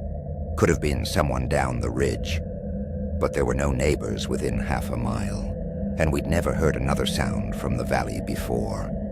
He checked anyway, wiring, alarms, the walls, even under the pantry floorboards. Nothing. The sound had come from nowhere. By late summer, the bell had stopped, and life slipped back into its lazy rhythm. The days started with fog thick enough to blur the trees into smudges, and the nights ended with the old porch swing creaking under us while cicadas sang in the dark. The quiet became normal, the kind of stillness that sinks into your bones until you forget it's there. Then came October, when the cold started sneaking in through the cracks. That night, Mark left for his shift at the lumber mill around 10, same as always. He kissed me on the cheek, told me he'd be home before sunrise, and drove off into the dark.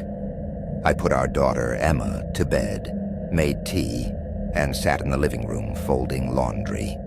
The TV hummed low, some dull documentary about train wrecks that I wasn't really watching. The fire in the stove flickered soft orange, and for a while, it felt peaceful. The sort of night you remember later as perfect, without realizing it wasn't. Then the bell rang again, one note. Crisp. Perfect. So close that for a moment I thought it had come from the wall beside me. The sound was sharp enough that I dropped the shirt I was folding. The TV was still murmuring, but it suddenly felt too loud, too out of place. I muted it and listened. The silence that followed was thick, like it had weight. I could hear my own breathing, shallow and uneven. Then, again. The second chime came from upstairs. The loft. I'd never liked that space. It sat right above the kitchen, a shallow half-floor with a low ceiling, and a single dusty window that barely let in light. We used it mostly for storage. Boxes of old books, lamps we never plugged in, a few things the owner said we could keep or toss. There was an iron bed frame leaning against the wall, some quilts that smelled faintly of cedar, and a wooden cradle missing one leg. I'd thrown a sheet over it months ago, because it gave me the kind of unease you can't explain. I grabbed my phone and turned on the flashlight. The beam came out weak and bluish, flickering a little, but it was enough to find the narrow staircase. Each step groaned like the wood was straining against my weight. When I reached the top, the air felt stale and dry, like dust and heat pressed together. That's when I saw it. A small brass bell sat in the center of the floorboards, shining faintly through the dust, like it had just been polished. It was perfectly ordinary, a round lip, no handle, no string. But something about how deliberately it sat there made my skin crawl.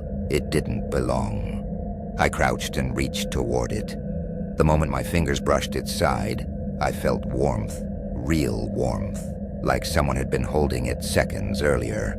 I yanked my hand back and the bell rolled a few inches, hitting an old trunk before stopping.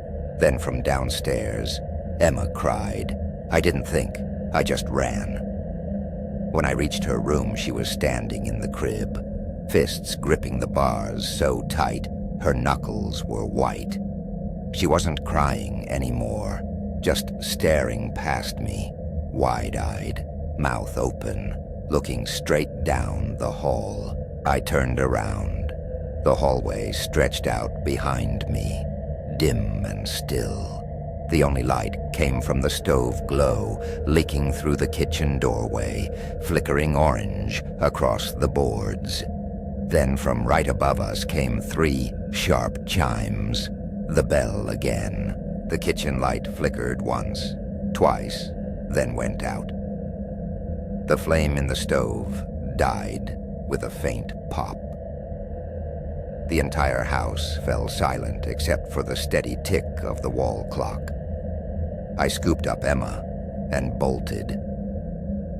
Barefoot, I ran out the front door into the night. The cold hit like water. The air smelled of iron and wet leaves, and the gravel sliced into my feet as I sprinted to the car. I clutched Emma against my chest, her breath hot against my collarbone. Somewhere beyond the trees, a dog barked once, then stopped. The wind hissed through the branches. Nothing else moved. I tried to call Mark. No signal. The screen just blinked. No service. As useless as a dead thing. I don't know how long I stood there, but it felt like hours before I saw his truck coming down the road, headlights bouncing over the stones. He pulled up fast, slammed the door, and ran to me. What happened? I must have looked wild, barefoot, shaking, clutching Emma like she was the last real thing left in the world. I told him everything. The bell, the loft, the sound moving above us. Every word tumbled out like it couldn't get out fast enough. Mark didn't say much. He grabbed the flashlight from his truck and went inside, hatchet in one hand.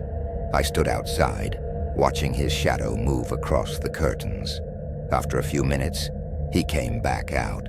His face was pale, his eyes unfocused. In his hand was the bell. It was on the kitchen table, he said quietly. In the middle, like someone put it there. I told him I hadn't touched it. We packed what we could fit in one bag, shoved it into the truck, and drove through the night to his mother's house in Waynesville. I didn't sleep at all. Every time I started to drift off, I thought I could still hear that faint metallic echo, buried somewhere deep in the quiet. The next morning, Mark said he was going back for the rest of our things. He left right after breakfast, promising to be back before lunch. When he returned, the color had drained from his face. Mark was not a man who scared easily, but he looked like someone who'd seen something he couldn't explain. He said the bell was gone. At first he thought maybe I'd taken it, or he'd misplaced it, but then he heard it again. Soft, faint, coming from the wall behind the stove. He'd followed the sound, thinking maybe it had fallen into a vent or rolled between the boards. But the noise moved with him, from the kitchen to the hallway, from the hallway to the loft. Each time he got close, it shifted, light and quick, like something small, slipping just out of sight. Then, as he stood near the front door, it stopped. He said the silence felt strange, almost charged, like the air before a thunderstorm. Then the doorknob twitched, just once. A single, delicate movement, as if something had touched it from the other side. He didn't wait to see more. He locked the door, got in the truck, and drove away without looking back. We've been staying with his mother ever since. She's kind, and her house feels safe in the way only someone else's house can. She keeps saying we're tired, that stress does strange things to the mind, that mountain houses creak and shift with temperature changes. She says we probably imagined it. I want to believe her. I really do. But that night, after everyone was asleep, I went to check on Emma. The baby monitor sat on the nightstand beside the crib, the little green light glowing steady. I leaned down, adjusted the volume. It made a faint hiss of static, nothing unusual. Then as I turned to go, I heard it. A single soft chime, high and clear as glass. I froze. My pulse stuttered. I stared at the monitor, waiting for another sound, movement, breathing, anything. But there was only that low whisper of static, steady and endless. I picked up the receiver and held it close to my ear. Nothing. Then just for a heartbeat, the static dipped. A pocket of silence opened inside the noise. And in that gap, I heard something faint. A small polite brushing sound, like fingers tapping metal, or like a hand striking a bell. I turned the monitor off, unplugged it from the wall, and sat on the floor beside Emma's crib, holding her close until morning light crept through the curtains. I haven't turned the monitor back on since. Sometimes, though, when the house gets quiet and everyone's asleep, I still hear it, not through a speaker this time, but in the walls themselves. A distant, perfect note, ringing once and then gone, as though the mountains are remembering something we've tried to forget. I was staying in a small cabin outside Elkins, West Virginia, helping a friend refinish old furniture she'd scavenged from crumbling farmhouses tucked along forgotten back roads. It was the kind of quiet that doesn't just sit. It settles, heavy and deep, until even your own heartbeat starts to sound too loud. The cabin sat on the edge of an overgrown gravel path, hemmed in by thin, skeletal woods that by late October looked like a cage of gray ribs rising from the cold earth. We rented the place from a retired sawmill worker named Mr. Arlen Pike, who lived a few miles down the valley near a dried-up creek bed. He said the cabin had good bones, though he warned with a chuckle that it creaked at night, like an old dog dreaming about its youth. My friend was Leah Porter, 32, practical to a fault, but with a weakness for the charm of old things. She handled most of the trips into town. She liked wandering the antique stores and talking to the folks who never seemed in a hurry. I didn't mind staying behind, I liked the solitude, the rhythm of sanding and scraping wood while the mountains hushed everything else. It was the kind of silence that amplifies every sound. The rattle of loose glass, the snap of a branch outside, the faint whistle of wind through the boards. The shed behind the cabin served as our workshop. It smelled thickly of varnish, turpentine, and pine dust.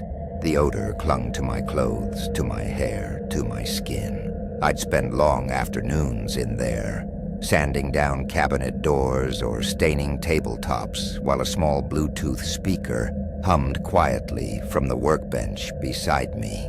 My playlist was mostly mellow instrumentals, steady, predictable, something to fill the background without drawing attention.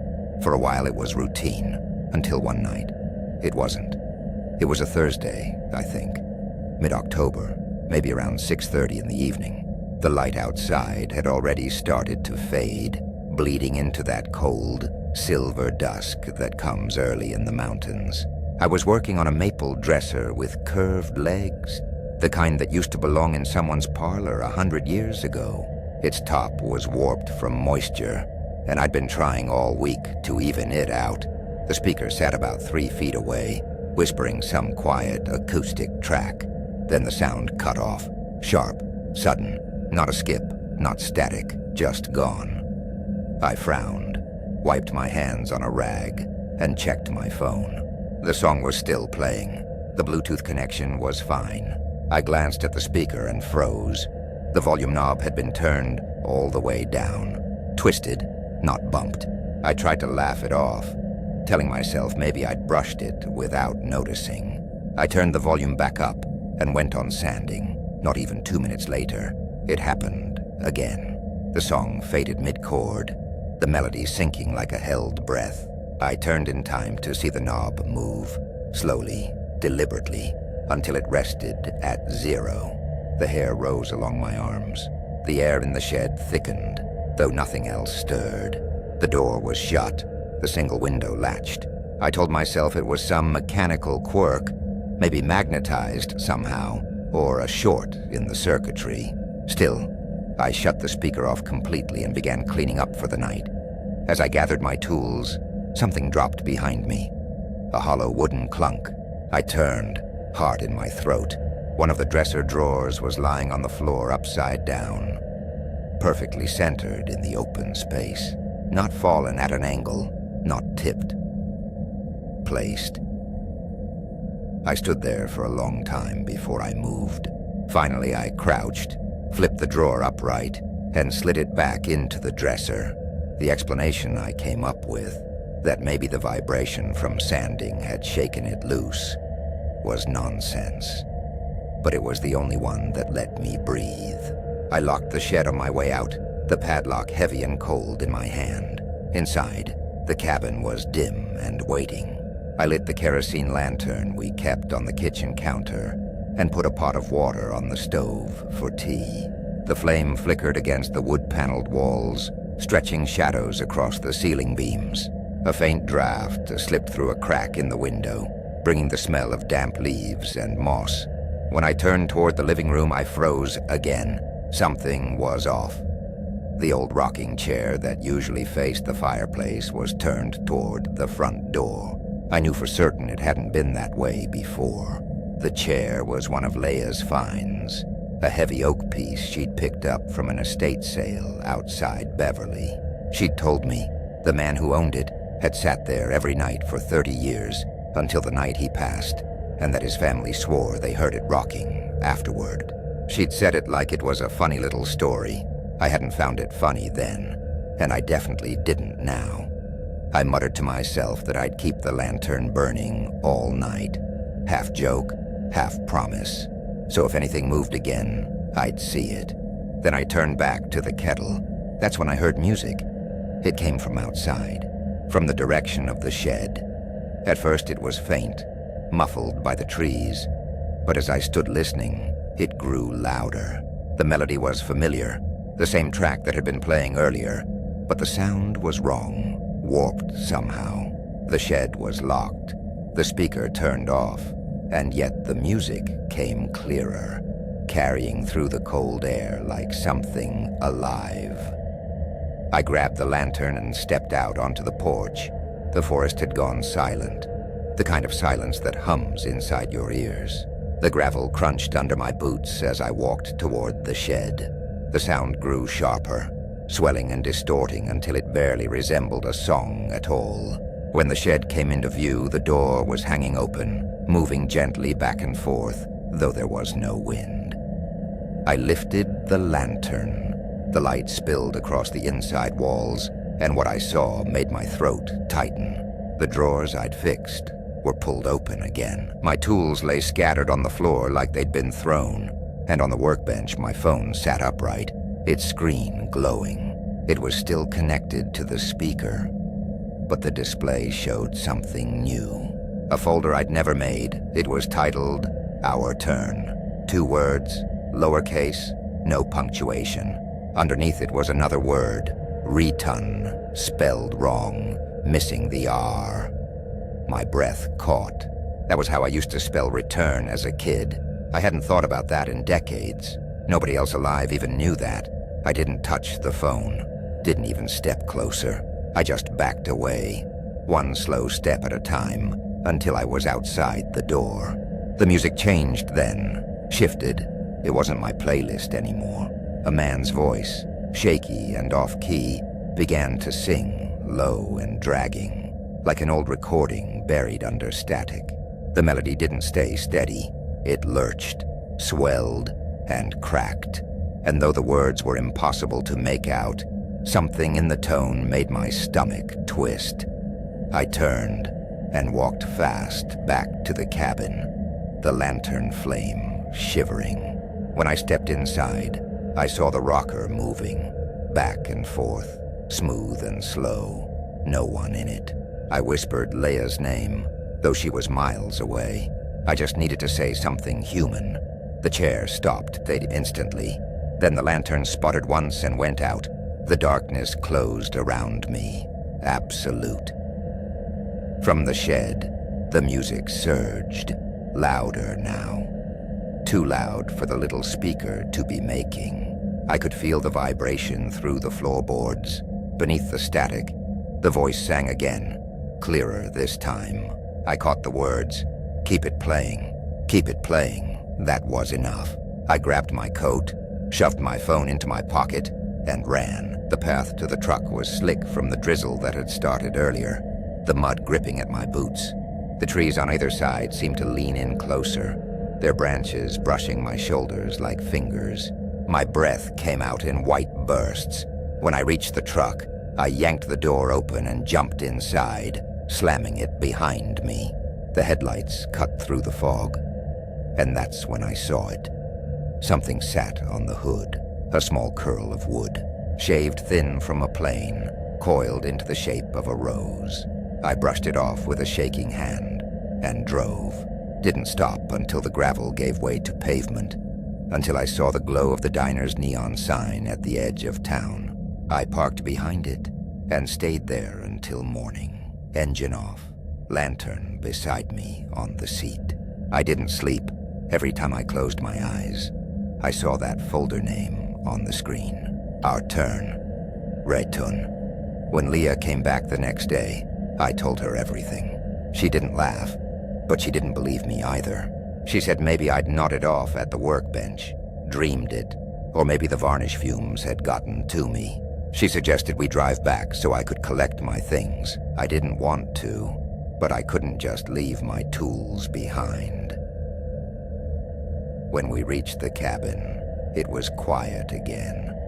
The morning sun spilling through the trees in cold ribbons. The smell hit us the moment we opened the door. Fresh cedar, sharp and clean, too strong for anything we'd worked on recently. Everything inside looked perfectly normal. The rocker was still. The lantern sat where I'd left it, and the shed door hung closed, locked. We stepped inside together. My tools were lined neatly along the wall. The speaker sat silent on the bench, but on top of it, folded neatly, was a piece of sandpaper. Something was written on it In pencil, 2 words. Keep it playing. The handwriting was mine. Exactly mine. The same tilt. The same uneven loop in the P. I didn't say a word. Just turned and walked out. Leah followed me, silently. That night, back in town, I got a call from Mr. Pike. His voice was calm, but there was something uneasy underneath it. He said the shed radio, the old one nailed to the wall before we'd arrived, had been turning on by itself at night again. He thought maybe it was interference from a local station out of Charleston.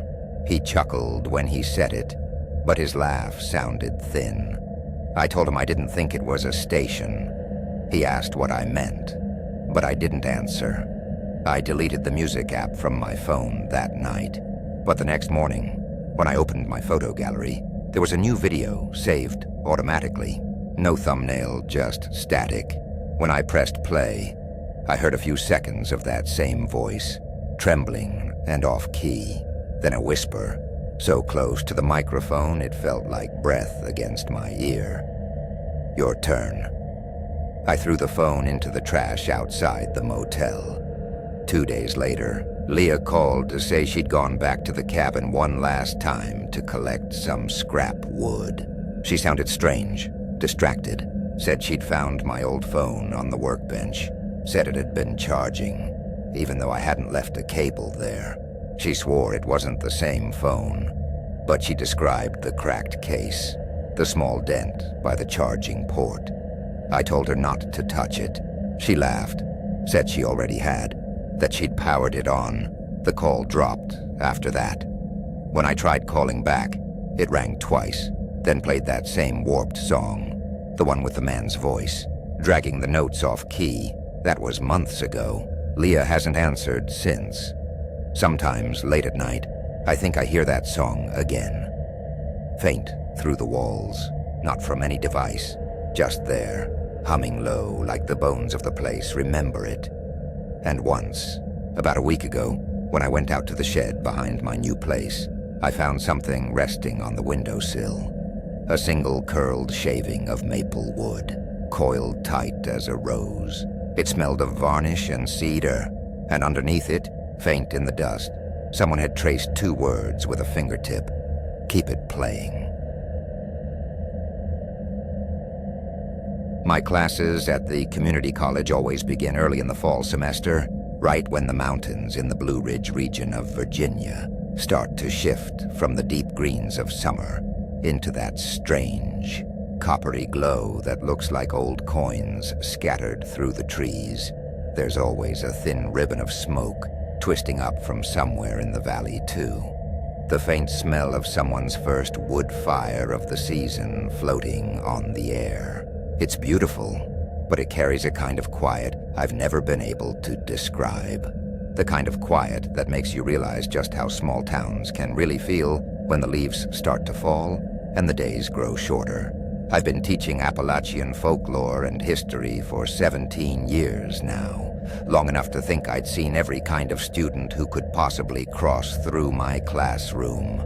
Every personality, every half-hearted excuse, every wide-eyed idealist, every dropout. I used to believe nothing could surprise me anymore. Then, late one September afternoon, a man named Caleb Doran walked into my class. He was a transfer, or so he said, from a program up in Pennsylvania that specialized in cultural anthropology. He was in his late 20s, maybe 27 or 28, tall with pale, freckled skin, and this deliberate way of speaking that made every sentence sound like it had been practiced in advance. His voice was soft, but steady, a kind of voice that drew people in even when they didn't mean to listen. At first I figured he was just shy, maybe uncomfortable being the new guy halfway through the term, but after a few days I started to realize there was something else there. He didn't listen to people, he observed them. It was subtle, but unsettling in a way I couldn't quite put my finger on. When I introduced myself as Professor Evelyn Marsh, he smiled faintly and said he'd never been taught by a woman before. The way he said it wasn't mocking, but it wasn't innocent either. It was like he was testing the words, testing me. I told him that in my class, respect wasn't something that needed to be earned. It was expected. He didn't flinch, didn't blink, just looked at me and said, "Respect's not given. It's proven." It wasn't a threat exactly, but it lingered in my head long after. He always sat in the far corner, last row, right beside the door. None of the other students sat near him, though no one ever said why. During discussions, his eyes never wandered to whoever was speaking. They stayed locked on me, unblinking, sharp. He never took notes, never raised his hand, never even pretended to write when the others did. When I handed back quizzes or essays, he'd scrawl little notes in the margins, corrections, arguments, half-legible phrases that didn't quite make sense, like, "You can't teach what was never meant to be learned." Once, in the middle of a lecture about oral histories in the Blue Ridge communities, he interrupted, said the whole class was nothing but storytelling for the deaf. When I asked him what he meant, he smiled that same thin, strange smile and said, "The mountain doesn't use words. It speaks in the blood and the soil. Some of you just can't hear it." Then quieter, almost like to himself, he muttered, "But some of us can." I reported the interaction to the administration that afternoon. They told me to keep an eye on him, as though that would fix anything. Said students often get agitated around midterms. I tried to believe them, but after that I started locking the classroom door until the first student arrived. It made me feel safer, even if it was just an illusion. By the first week of October, his behavior got worse. It started with emails, short at first, almost cryptic. The first one read, "You teach names, but you never teach what breathes behind them." Another said, "The Ridge remembers who listens and who lies." I didn't reply to any of them. I figured ignoring him would be the best way to make him stop, but instead, he seemed to take my silence as permission. He started showing up late, boots caked in red mud, carrying small bundles wrapped in brown twine, feathers, bones, bits of cloth. He called them tokens from home. The smell of earth and damp leaves clung to him. When he set the bundles on the edge of his desk, the students would glance at them and then look away quickly, as though afraid to ask. One afternoon, he came in wearing an old hunting coat that looked 2 sizes too big and had a pocket stuffed full of dried roots. When I started the lecture, he leaned back and said quietly but clearly, "You shouldn't talk about what you don't serve." The whole room went dead silent. I told him if he couldn't behave respectfully, he'd need to leave.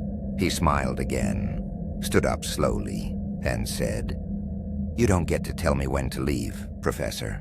The Ridge decides that."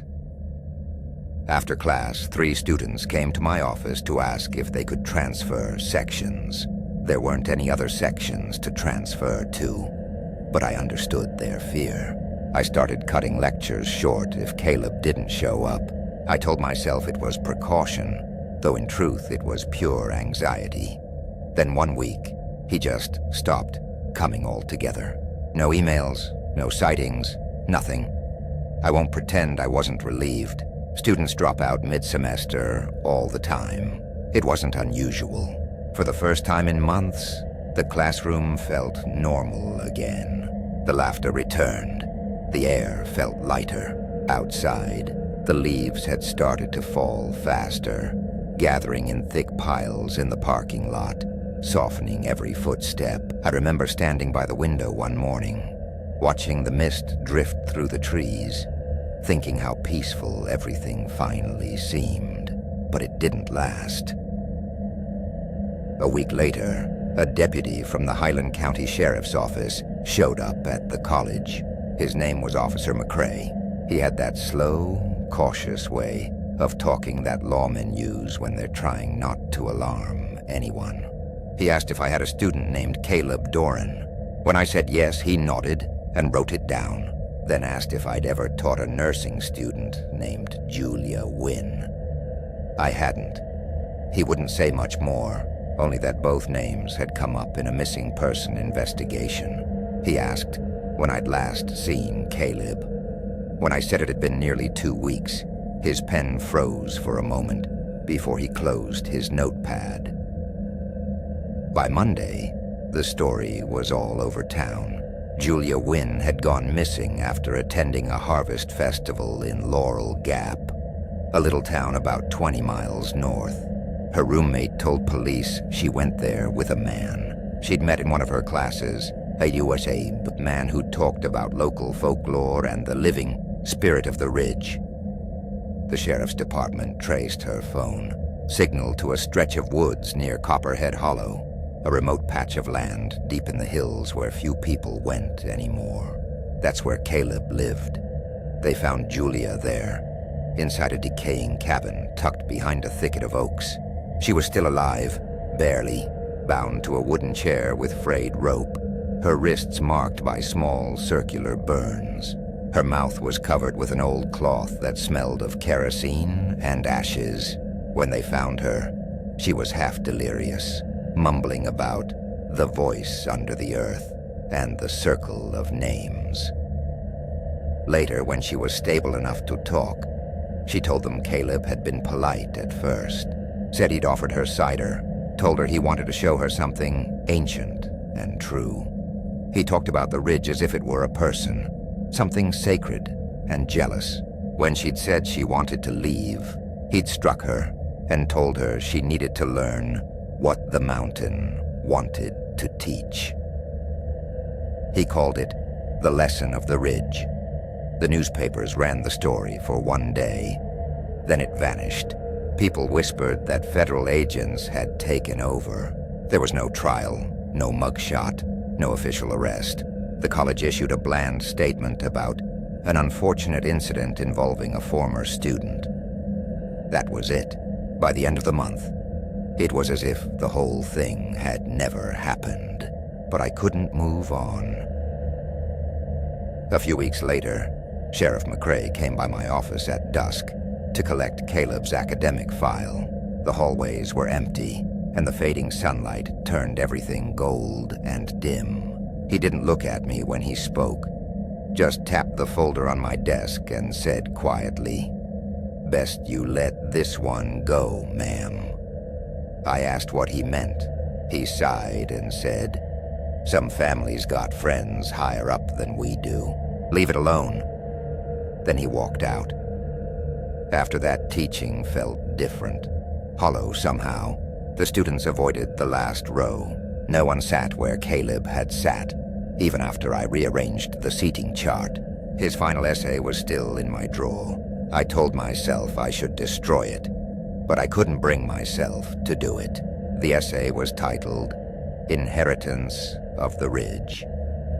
In it, he wrote about the land as though it were conscious, watching, judging.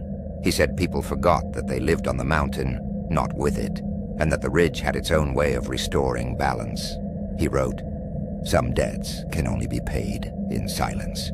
At the bottom of the paper, he'd drawn a crude symbol, a circle split by a single jagged line. When I saw the crime scene photos later, though I shouldn't have, the same mark had been burned into Julia Wynn's skin. When the semester ended, I packed Caleb's papers, the printouts of his emails, everything into a cardboard box. I told myself I'd burn it, but I didn't. I didn't even open the box again. I shoved it into the attic and tried to pretend none of it had ever happened. Almost a year passed. Then one October afternoon, I found myself driving up toward Copperhead Hollow. I can't tell you why I went. Maybe I just wanted proof that it was all over. Or maybe I wanted to see the place where the story had ended. The road wound upward, narrowing into a single lane lined with bare trees. The deeper I went, the quieter it got. By the time I reached the ridge, I could barely hear the engine. The cabin was gone. Nothing left but the stone foundation and a few blackened timbers. Someone had nailed a no trespassing sign to a tree nearby. The metal edges rusted and curling. Underneath it, half buried in the leaves, was a piece of wood, smooth, rectangular, and darkened by fire. Carved into it was the same symbol, a circle split by a line. The edges were burned, as though the mark had been branded into the wood instead of carved, and beneath the symbol, scrawled carefully in uneven letters, was a single word: teacher. I remember standing there for what felt like a long time, unable to move. The wind had gone completely still. Even the leaves seemed to be holding their breath. I finally turned, got back in the car, and drove down the mountain without looking back. I didn't tell anyone where I'd gone or what I'd seen. For weeks afterward, I kept thinking I heard something when the campus was quiet. Soft humming, like a low drone somewhere beneath the floors. Once, while grading papers late, I thought I heard someone whisper my name from the back of the empty classroom. When I turned, the chair in the far corner, the one Caleb always sat in, was rocking slowly, creaking on the tile. I don't teach that class anymore. The department chair said I needed a break. Maybe I did. I boxed up everything: his essay, my notes, the attendance sheets, and locked them in a cabinet at home. I told myself I'd throw them out one day, but the night before last, when I went to get something from that cabinet, the lock was already open. Inside, the box had been pulled forward, and the top peeled back. The papers were gone. All that was left was a small hand-carved disc made of wood, smooth and polished. On one side was that same circle and line mark. On the other, written in tiny, uneven script, was my name. It smelled faintly of smoke and earth. I locked the cabinet again, but I can still hear it sometimes. Faint, under the hum of the house, like something breathing just below the floorboards. I've stopped grading at night. I've stopped walking past the last row of seats. But every fall, when the leaves turn to that rusted copper color again, I start to feel it. The quiet, the same quiet that lives in the ridges, patient and waiting. And every year, without fail, a new student shows up on my roster with a name I don't recognize, sitting in the back row by the door. They always smile when I introduce myself, always say they've heard of my class before, always bring with them a faint scent of smoke and pine. I tell myself it's just coincidence, but I don't believe that anymore.